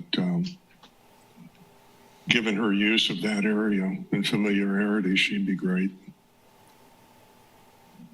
Erin, does the timing work for you reasonably so? Because you already have Planning Commission too, which is significantly more than MMTC. Aaron Payton, Commissioner. I think I could commit to weekends, and that's about it. So I'm not sure it would work or not.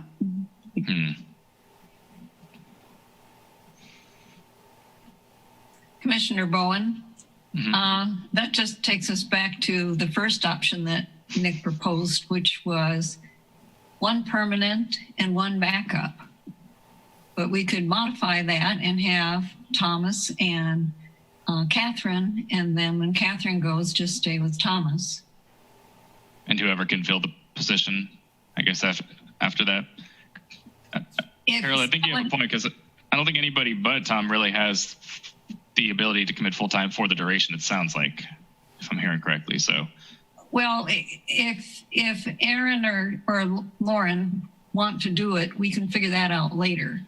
As long as we've got Tom, we're okay. No offense, Catherine, we really need you there. Nick Kuzmyak, MMTC Chair. For the people who we've been talking about and volunteering for stuff, do you have anything to add? Are you okay with this so far? As we decide your fate? Sounds good to me. Okay. Sounds good for me as well. Okay, good. I can rest easy at night then.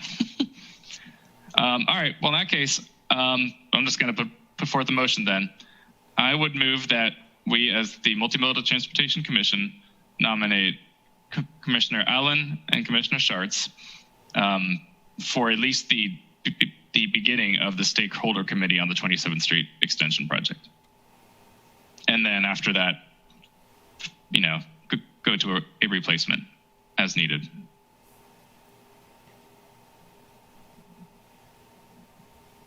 I'll second that, Donna Holteen. Okay. Nick Kuzmyak, MMTC Chair. Any discussion on that? Did I capture it correctly? Good enough. Okay. Allie, would you be able to please call roll, please? Allie Weems, MSO. Nick. Aye. Aaron.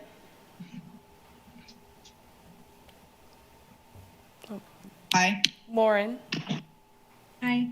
Catherine. Aye. Charlie. Aye. Donna. Aye. Steve. Aye. Carol. Aye. And Tom. Aye.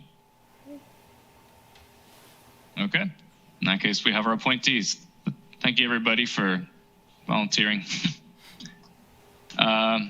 With that, we're at 2 hours in. I would suggest that we take a quick break. If that's okay with everybody. Or a show of hands if anybody prefers to continue on. Any strong opinions? Okay. Shall we meet back at 8:12? I guess it's about 5 minutes. All right, 8:12, and we'll go to agenda item 4 after that.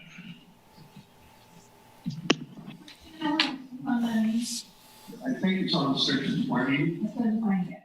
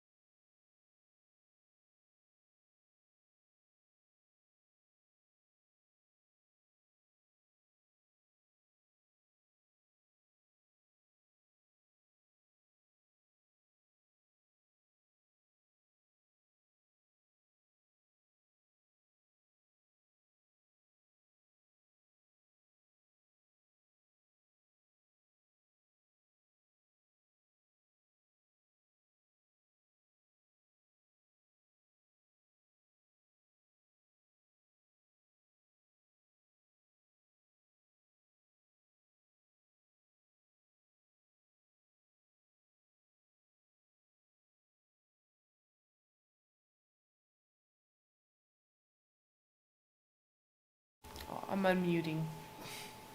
All right.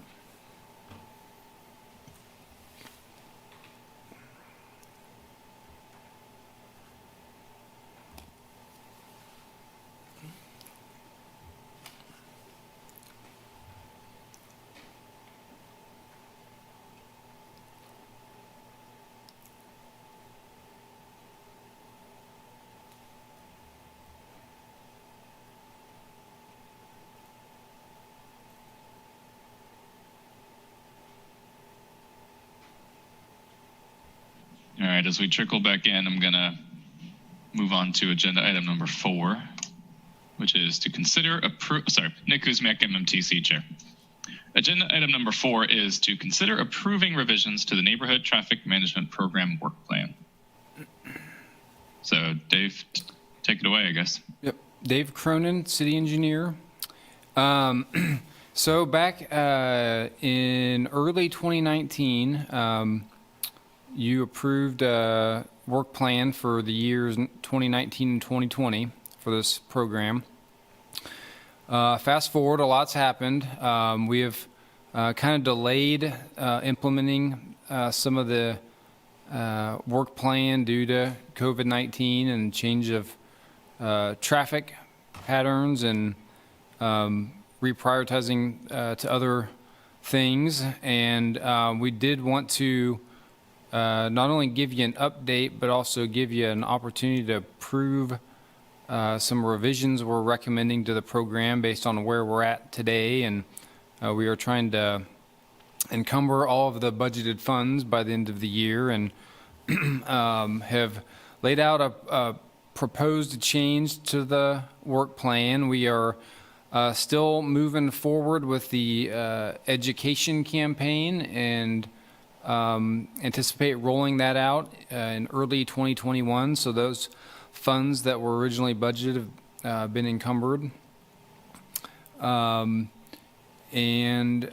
think the one piece that we're not going to be able to implement by the end of this year is the enforcement. We still need to do a lot of the data collection we were originally anticipating doing earlier this year. So that would be the enforcement piece would be something that we would anticipate being included in the 2021 budget for the NTMP. We are, I guess, pending the City Commission approving the speed limit change, which is on the agenda tomorrow night.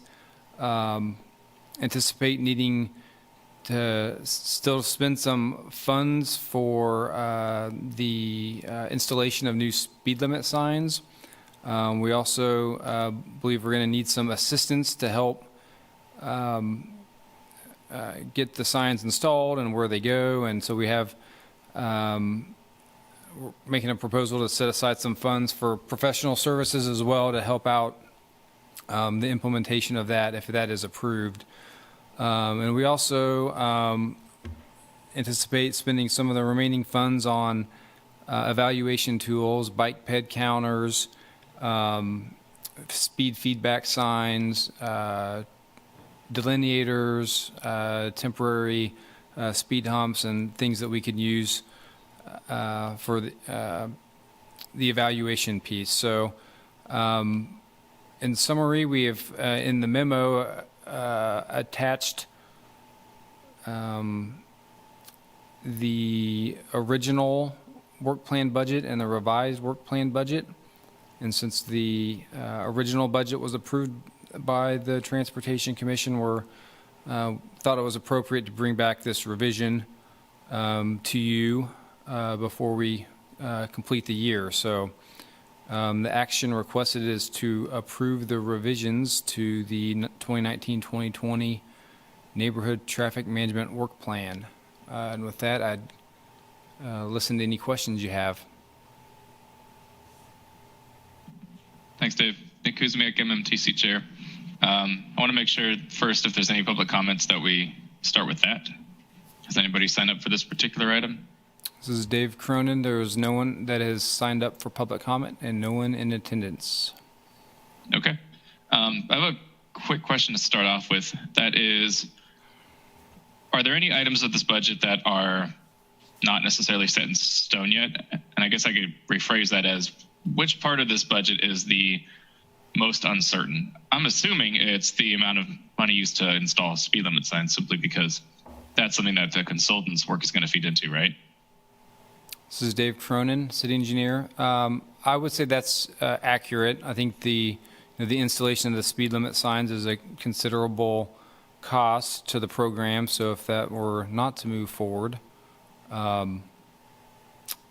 we would. I don't know what else we would be able to spend those funds on before the end of the year.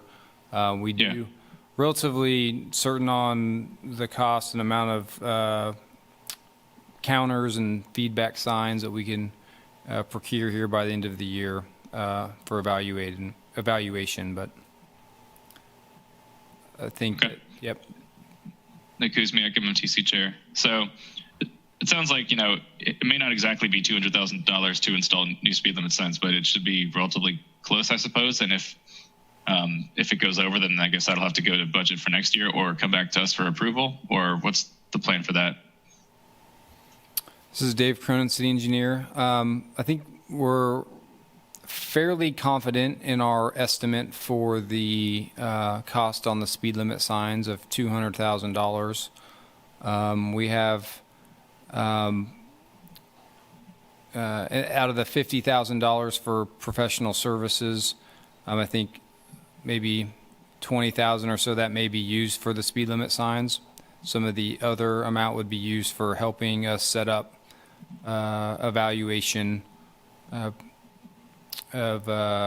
ways to go out and start getting data and evaluation for the design consultant. So don't know until we really put out to bid for contracting the speed limit signs, but we've got some estimates and a relatively sure quantity of the number we need. So but if it was a lot higher, we would need to probably reevaluate how we would budget it. We potentially could force some of that into 2021, but that's don't know that yet. Sure. Okay, thanks. Nick Kuzmyak, MMTC chair. Any comments from the commission? Carol, I see a hand. Questions. I kind of lost track. Are we doing this for all identified neighborhoods or select neighborhoods? This is Dave Cronin, city engineer. Well, the program itself is citywide, and so the different elements of the program that we were intending to use these funds for in these first 2 years were buy some equipment to begin getting data collection and evaluation. We've talked about the speed limit sign and the cost behind that. That's would be citywide on residential streets, and the education campaign is citywide. We've also discussed ways to implement the program, and I think what we want to try to do, which would go into next year, would be to identify a neighborhood or an area to strategically do some evaluation and enforcement before we do engineering. And so we have discussed putting out applications for neighborhoods to apply for the program that we would bring back for future consideration in 2021. So going forward, I think that we want to look at this holistically in larger areas for neighborhoods before we do any traffic calming elements, but the program as a whole is citywide. Commissioner Bowen, another question. The signs, does every street have to have a sign, or is this why we're taking it to the city commission for the whole city? This is Dave Cronin, city engineer. As far as the signs, every street, I guess if you were turning off a higher classification street, a collector and arterial, to a residential street, we would have a sign on that residential street, on every residential street at the beginning of the street, and we need to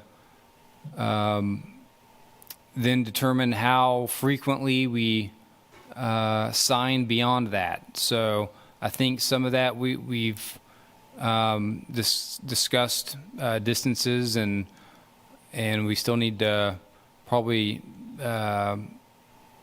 pinpoint exactly how we're going to do that. I think we have a good understanding of other communities, what they've done. Maybe every quarter mile or so have a speed limit sign, I think is what we've looked into. And then if you turn off of a residential street to another residential street, do you have a sign or not?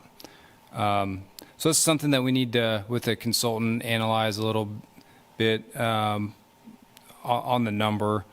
But you know, the reason it's going to the city commission to answer your question is more of just to get the approval of setting the speed limit lower than the state statutory speed limit of 30 miles per hour on local streets. So that consideration's on the city commission agenda tomorrow night.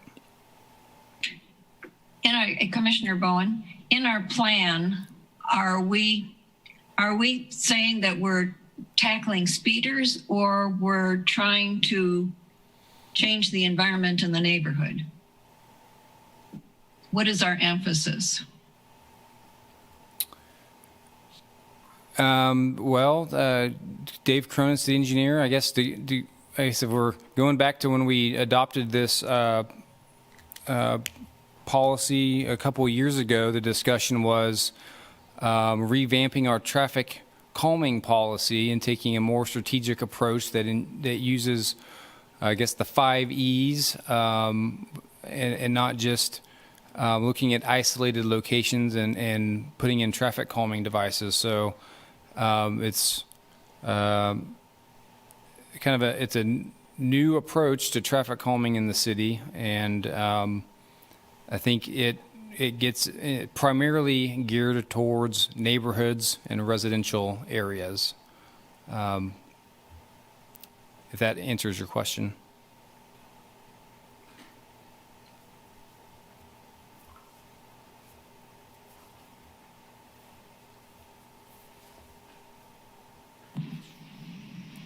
Any other comments from the commission? Charlie? So just like to clarify for the education and encouragement, there was 50,000 from 2019, 65 from 2020, and all that was encumbered in 2019 for the design of the public outreach and education campaign. Is there any funding for the actual campaign, or is it just the design of the campaign? Dave Cronin, city engineer. I believe there are some as far as implementation of the campaign. I think there are some expenses in the contract of the consultant for implementing after the slogan and all of the logistics, I think are approved there, as far as getting the word out and meeting, and there's some time in there for that, and that would begin in early 2021. So there will be some of the design costs or the education costs that they've been encumbered but have not been expensed, and so that will roll over into next year.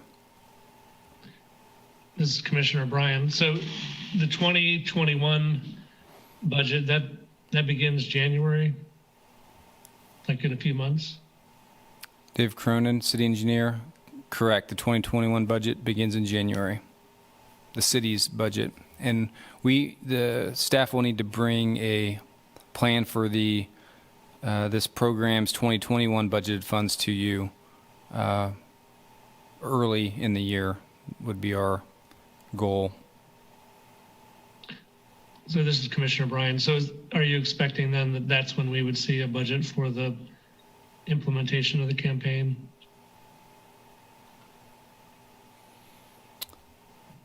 Dave Cronin, city engineer. That budget could include some costs for implementing the education campaign. I do think there are some costs that were encumbered in 2019 for implementing. I don't have the numbers in front of me. I'd have to go back and look at that, but I think we had reserved some costs for implementation of the campaign with that total of $115,000. But going forward, there may be additional funds needed for implementation.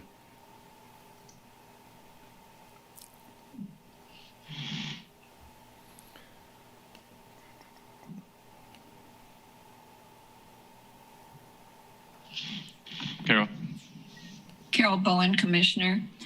I've been watching some of the comments online, and there are those people who are looking forward to the 25 mile per hour and those who are definitely not looking forward to the 25 mile an hour. Both groups are concerned about enforcement, and we're putting off the enforcement. So I suggest that you up front say that enforcement is part of the picture, and here's the stage we're at right now and what's going to happen. This is Dave Cronin, city engineer.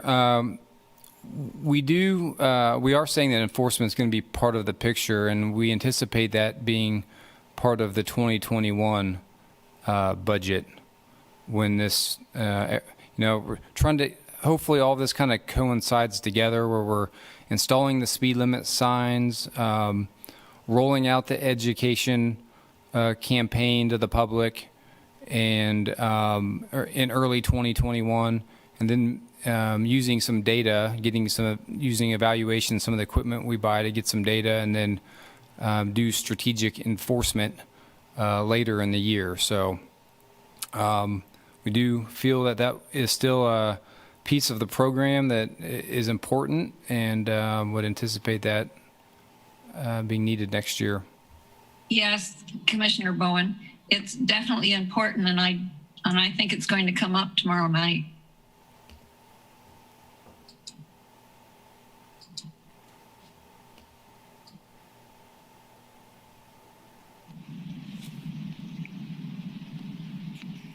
Nick Kuzmyak, MMTC Chair. Any other comments or feedback before we go to a motion to approve or not?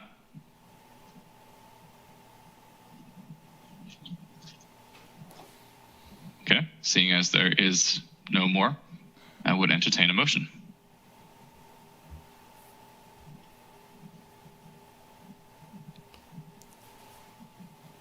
Seeing as there is none, I will make the motion.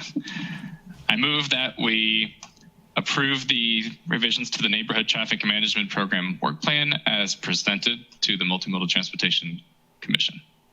I second. Any discussion? Okay. Allie, can you please call roll?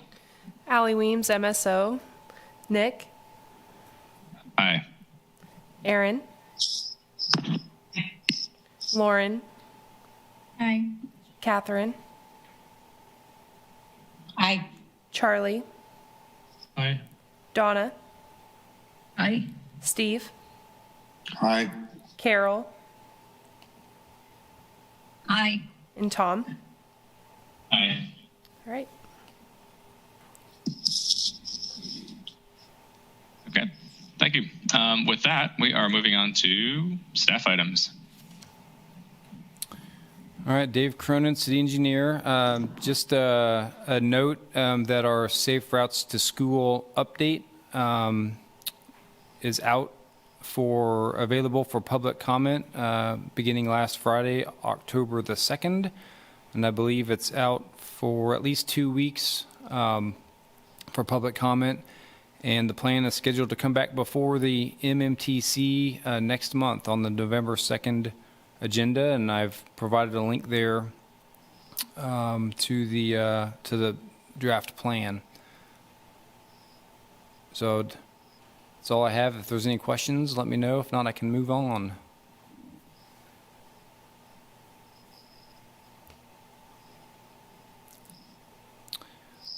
All right, moving on. Did have this note here for those interested in our performance reporting for the complete streets policy. Those measures are updated regularly, and we have a link there to the most up-to-date report for anyone that is interested in reviewing those. So take a look at that and let me know if there's any questions on that. I know some of the performance measures are updated annually, some biannually, and some every few years. And we identified a few with the complete streets policy that are reported annually, and you can visit the website there to see that data. And the third item I have is just an update on the transportation alternative project applications. We brought these before you earlier in the year on a conceptual level before we submitted the applications to KDOT. We didn't formally submit the applications to KDOT, but we submitted the concepts to get feedback on the three proposed projects: the Lawrence Loop shared use path, Safe Routes to School, and then the 6th Street shared use path. So they gave us a few notes on recommendations before proceeding with the application. Really, this step in the process for them is kind of new, where they're trying to identify if there's any projects that really don't meet the intent of the program, and we didn't get that indication from any of these three. So we anticipate moving forward with applying for all three, as we discussed, and you recommended, I think, an order of those as well when we discussed them earlier in the year. So we anticipate bringing the resolutions of support for these to the City Commission on the meeting October the 20th, and we'll be submitting those to KDOT before November the 6th. And the award announcements are anticipated for early 2021.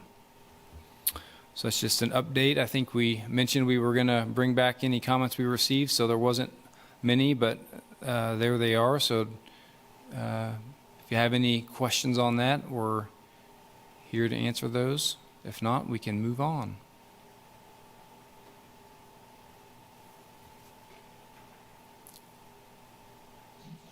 Thanks, Dave. Nick Kuzmyak, MMTC Chair. Any comments on staff items before we move forward? Okay. Thank you. Let's move on to item F, commission items. Does anybody have any? I do, but Carol, let's have you go. Carol Bowen, Commissioner. A new topic I'd like to suggest. I would love to have a speaker come in to talk about the emotional and psychology of multimodal movers.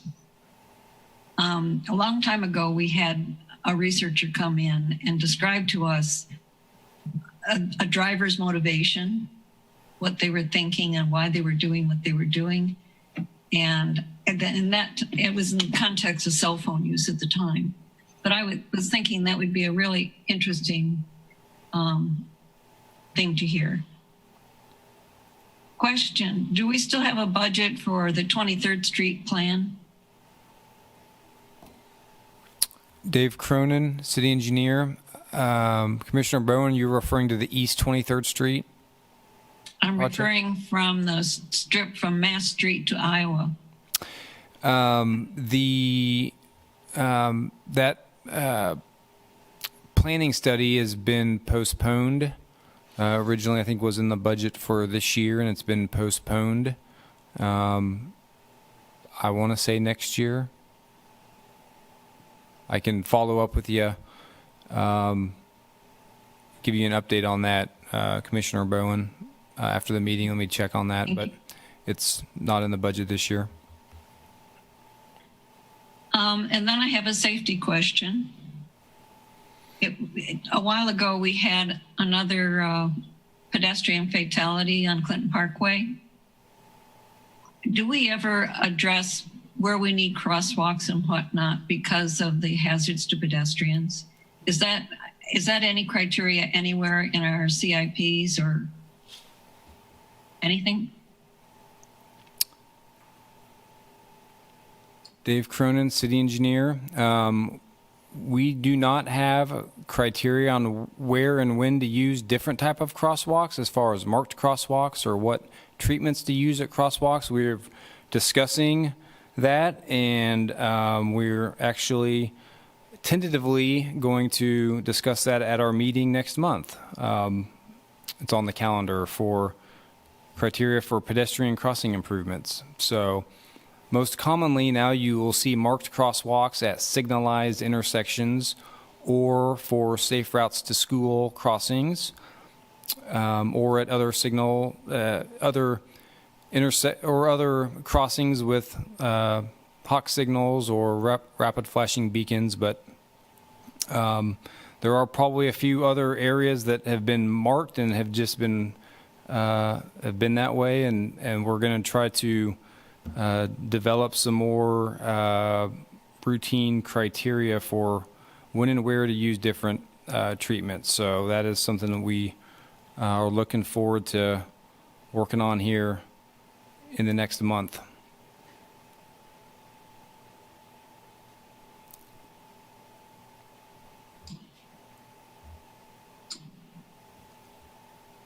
Aaron Hayden, Commissioner. Is that an additional pedestrian fatality outside of my neighbor Tamara at Clinton Parkway and Lawrence Avenue, or is that the one you're talking about, Carol? That's what I was talking about.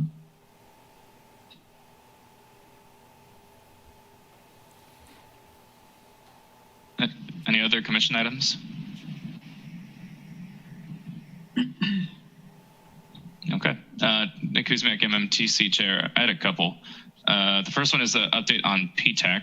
The main news at this point is that a KU team of students is in the process of evaluating bus routes and will be determining if anything needs to be restructured. It's going to be a class project for the semester, and we're going to be getting updates on it each month. So it should be interesting to see what they come up with. Even though they're not experienced, they have a lot more ground level experience, I guess, of the Lawrence transit system. So it'll be exciting to see what happens. I should note that that is not the be all end all of restructuring. The information that they come up with is then going to be fed to a consultant who will be determined, I believe, early 2021 to do a more holistic route restructuring, possibly. So that's in the works. I wanted to note that recently the MPO Unified Work Plan came out for public comment. I would highly suggest that if you're not on the list to receive those kind of updates, that you check out, I'm trying to think what the exact website it is. It's under City of Lawrence, lawrencekansas.org/MPO/UPWP. It's a really interesting list of things that Jessica and her team are going to maybe be working on over the next year. Jessica, did I get that right? Is that basically where we're at? Just trying to decide what the priorities are? Yeah, Jessica Mortinger, Transportation Planning Manager. The MPO every year has a unified planning work program. It's federally required to say how we and our planning partners are going to expend the consolidated planning grant funding we have and prioritize the transportation planning projects that we do in the region. And so that's a list of all of the planning work that we plan to do for 2021. Yeah, so I'll be commenting on that. I hope that some of you can find the time to do that as well. So it's not working currently. That's disconcerting. Okay, in terms of other comments I had, let's see. As a quick debrief from the joint MMTC and Planning Commission meeting that we had was it just last week? It was 2 weeks ago, right? Thank you all for your participation. I think it was fairly productive. I know we certainly went on for a while in terms of introductions, but I think that's important to lay the groundwork for our future interactions with the Planning Commission. So I know we couldn't get to everything that we wanted to talk about, and that's okay, because they're not going anywhere, and neither are we. I think it sounded like there was some interest on the Planning Commission side of forming some sort of joint subcommittee between the two of our commissions to try to tackle issues a little bit more in depth and kind of get a more concerted direction for those eventual joint meetings that we have, whether that be semi-annually, annually, every 2 years, etc. So just to keep that on your radar, which leads me to my next question. Dave, is that something that you're going to have to talk with Jeff Crick outside of this to figure out what the logistics of that could be, if that's even allowed? What should we do? Dave Cronin, city engineer. Yeah, I think that's a good conversation for me and Jeff and maybe the chairs of both boards to discuss next steps for that. Okay, that sounds good. I am in talks with Commissioner Carter at this point, so I think if we start to form a plan, then we're not going to go too much further without roping in you and Jeff. So sounds good. The second thing I wanted to bring up is that the presentation that was given at the beginning of the meeting is available. Dave, I think I sent that to you, but if not, let me know and I can resend it. If you could please send that out to Planning Commission, us. If you could please send that out to Multimodal Transportation Commission, and I guess let Jeff know that he can send it out to Planning Commission, that should cover us for distribution. I don't know how we can make it available to the general public other than just kind of one-off requests. So anyway, that's basically it. So any other comments before we move on? Charlie? Commissioner Bryan. So Nick, thanks for pointing to the MPO's work plan for next year. There are two things on here I thought were interesting to point out to the group. One was developing a best practice guide for the framework between land use and transportation planning in Lawrence. So thank you, Jessica and Ashley, for putting that in there. I think that would really help us with what you got started there, Nick. And then the other one that I thought was noteworthy is reviewing the City of Lawrence developed multimodal traffic impact study requirements. I hadn't noticed that the City of Lawrence had developed a multimodal traffic impact study requirement, and that's great news. It would be useful, I think, for us to understand what that is. Maybe that's another way that the Planning Commission, they're the ones that compel that study, but perhaps that could be useful for us as well to understand how development impacts all modes of transit or transportation. So exciting Jessica, work. May I have a point of information? Yeah. Jessica Mortinger, Transportation Planning Manager. Those are attempts to start to integrate, I think, some of the conversations that you were getting into and having. And I know that multimodal traffic impact studies has been a topic Dave and I have discussed before as something to do. So hopefully writing our time commitment into kind of reviewing and some of the process on those things gets them on a workflow list where we can begin to prioritize those things. I think particularly how I framed the work around transportation and land use, I think it's kind of vague, but I think it could be a lot of different things, and it's going to require a lot of background and best practice research. But I think there's a lot of potential outcomes of that could lead to like a few years of work that we begin to target code changes and or requirements in regard. I mean, you guys address some issues with parking, but I think it goes beyond that to distance of pedestrian connection between the right-of-way and the store entry. Thinking about urban landform, I think it could be things like filling in the major transportation corridor overlays that are current placeholders in the development code to talk about what does access management look like, or land design on those corridors in terms of just bicycle or pedestrian friendly development. And so I think, it could even be a major thoroughfares update. Some of the stuff you've talked about stratifying classifications of collector streets. I think we would want to look at all those and not limit it to anything as we begin research to kind of make a guide that would be our recommendations for what that list should look like. Well, that sounds exciting. Thank you, everybody.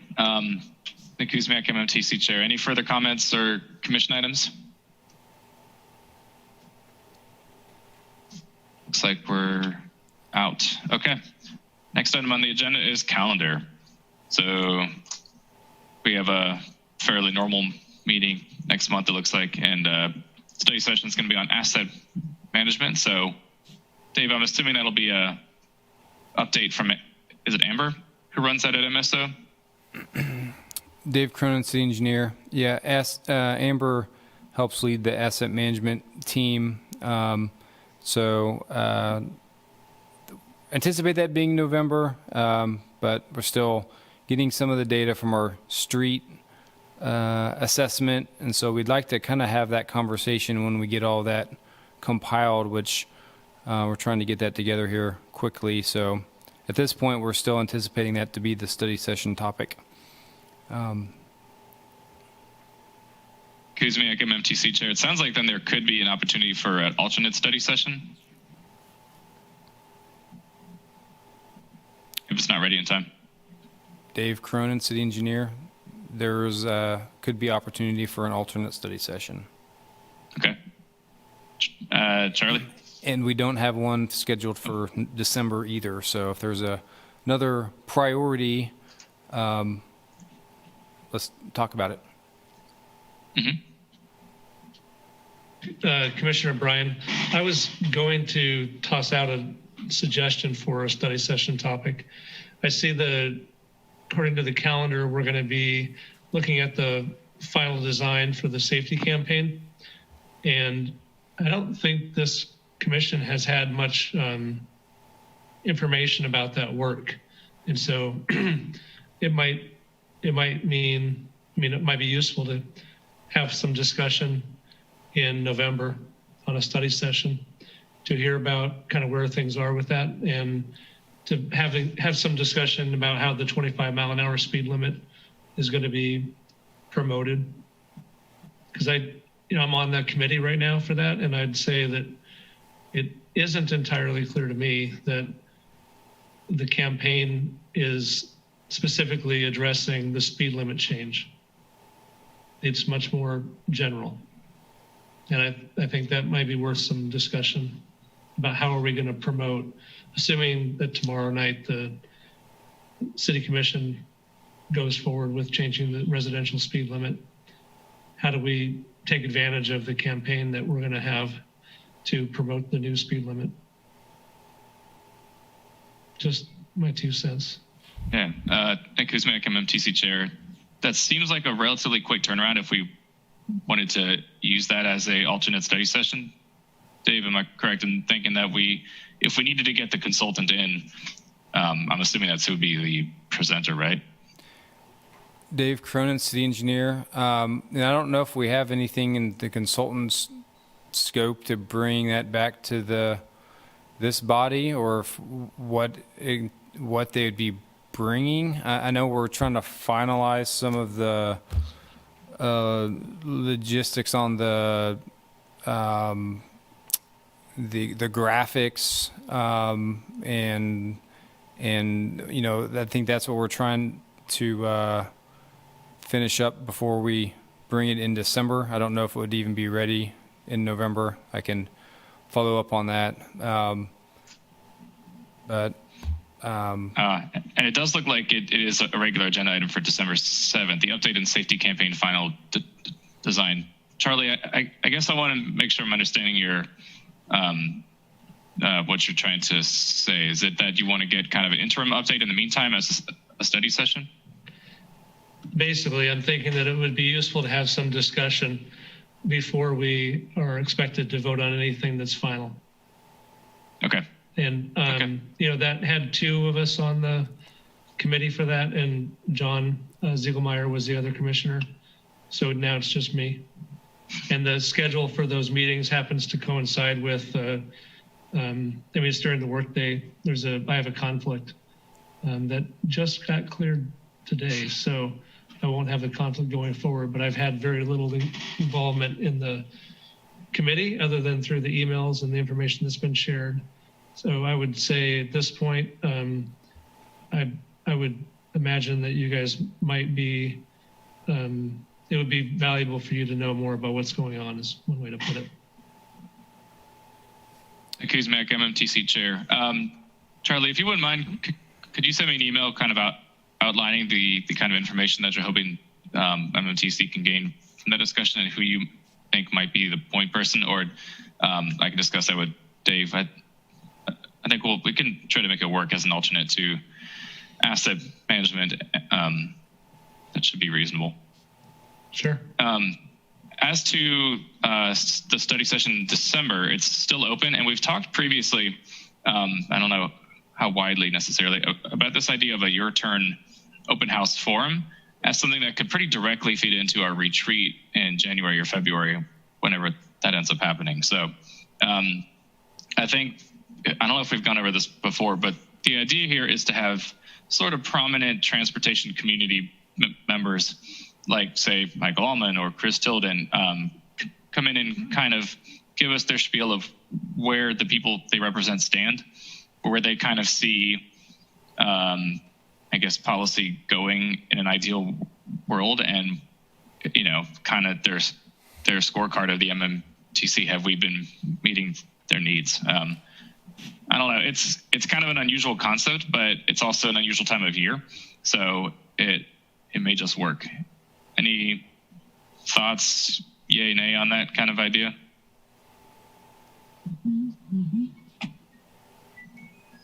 I'll just say that, I'll just say, Nick, that I think it's a great idea, and I think we have between now and December.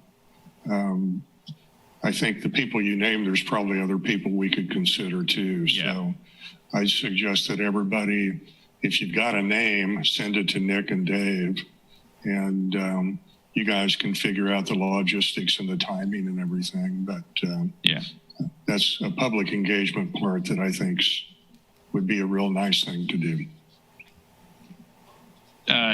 Dave, is there any logistics that we need to work out before we commit to something like this? Is that a reasonable study session to just have, say, 4 members of the general public give us presentations?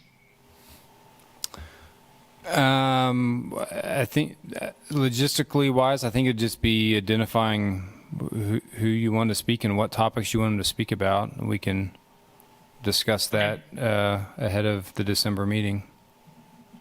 Cool. Nick Kuzmyak, MMTC chair. In that case, if you all don't mind, I'd like to get a quick show of hands to see if we generally support this, and if so, I can work on trying to cobble this agenda together. So, anybody who supports the idea of a your turn study session in December?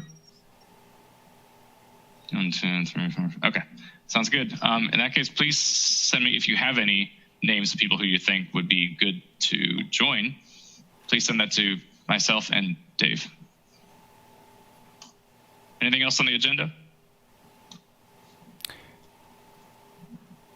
Yeah, well, the only thing, this is City Engineer Dave Cronin. The only thing I would say is with this, the Your Turn Open House Forum, you just need to be careful, give everyone opportunity to speak if there's more than, I don't know, 4 people, and if we're only having an hour, that may be a bigger conversation, and we may just want to have a open house forum where any member of the public can come speak on any item for 3 minutes or 5 minutes, or versus to have prepared speeches or prepared presentations from a few members. But just something to think about. But I do think that it's a good idea to have this forum, so we can tentatively schedule it for December and we can discuss the details. Commissioner Kuzmyak here in the next month. Okay, that sounds good, and I like the idea of kind of an open forum as well. So I think it'll depend on how many potential speakers we have and how available they are for that date. So, but we certainly have options. So with that, we're at the end of our agenda, so I would entertain a motion to adjourn.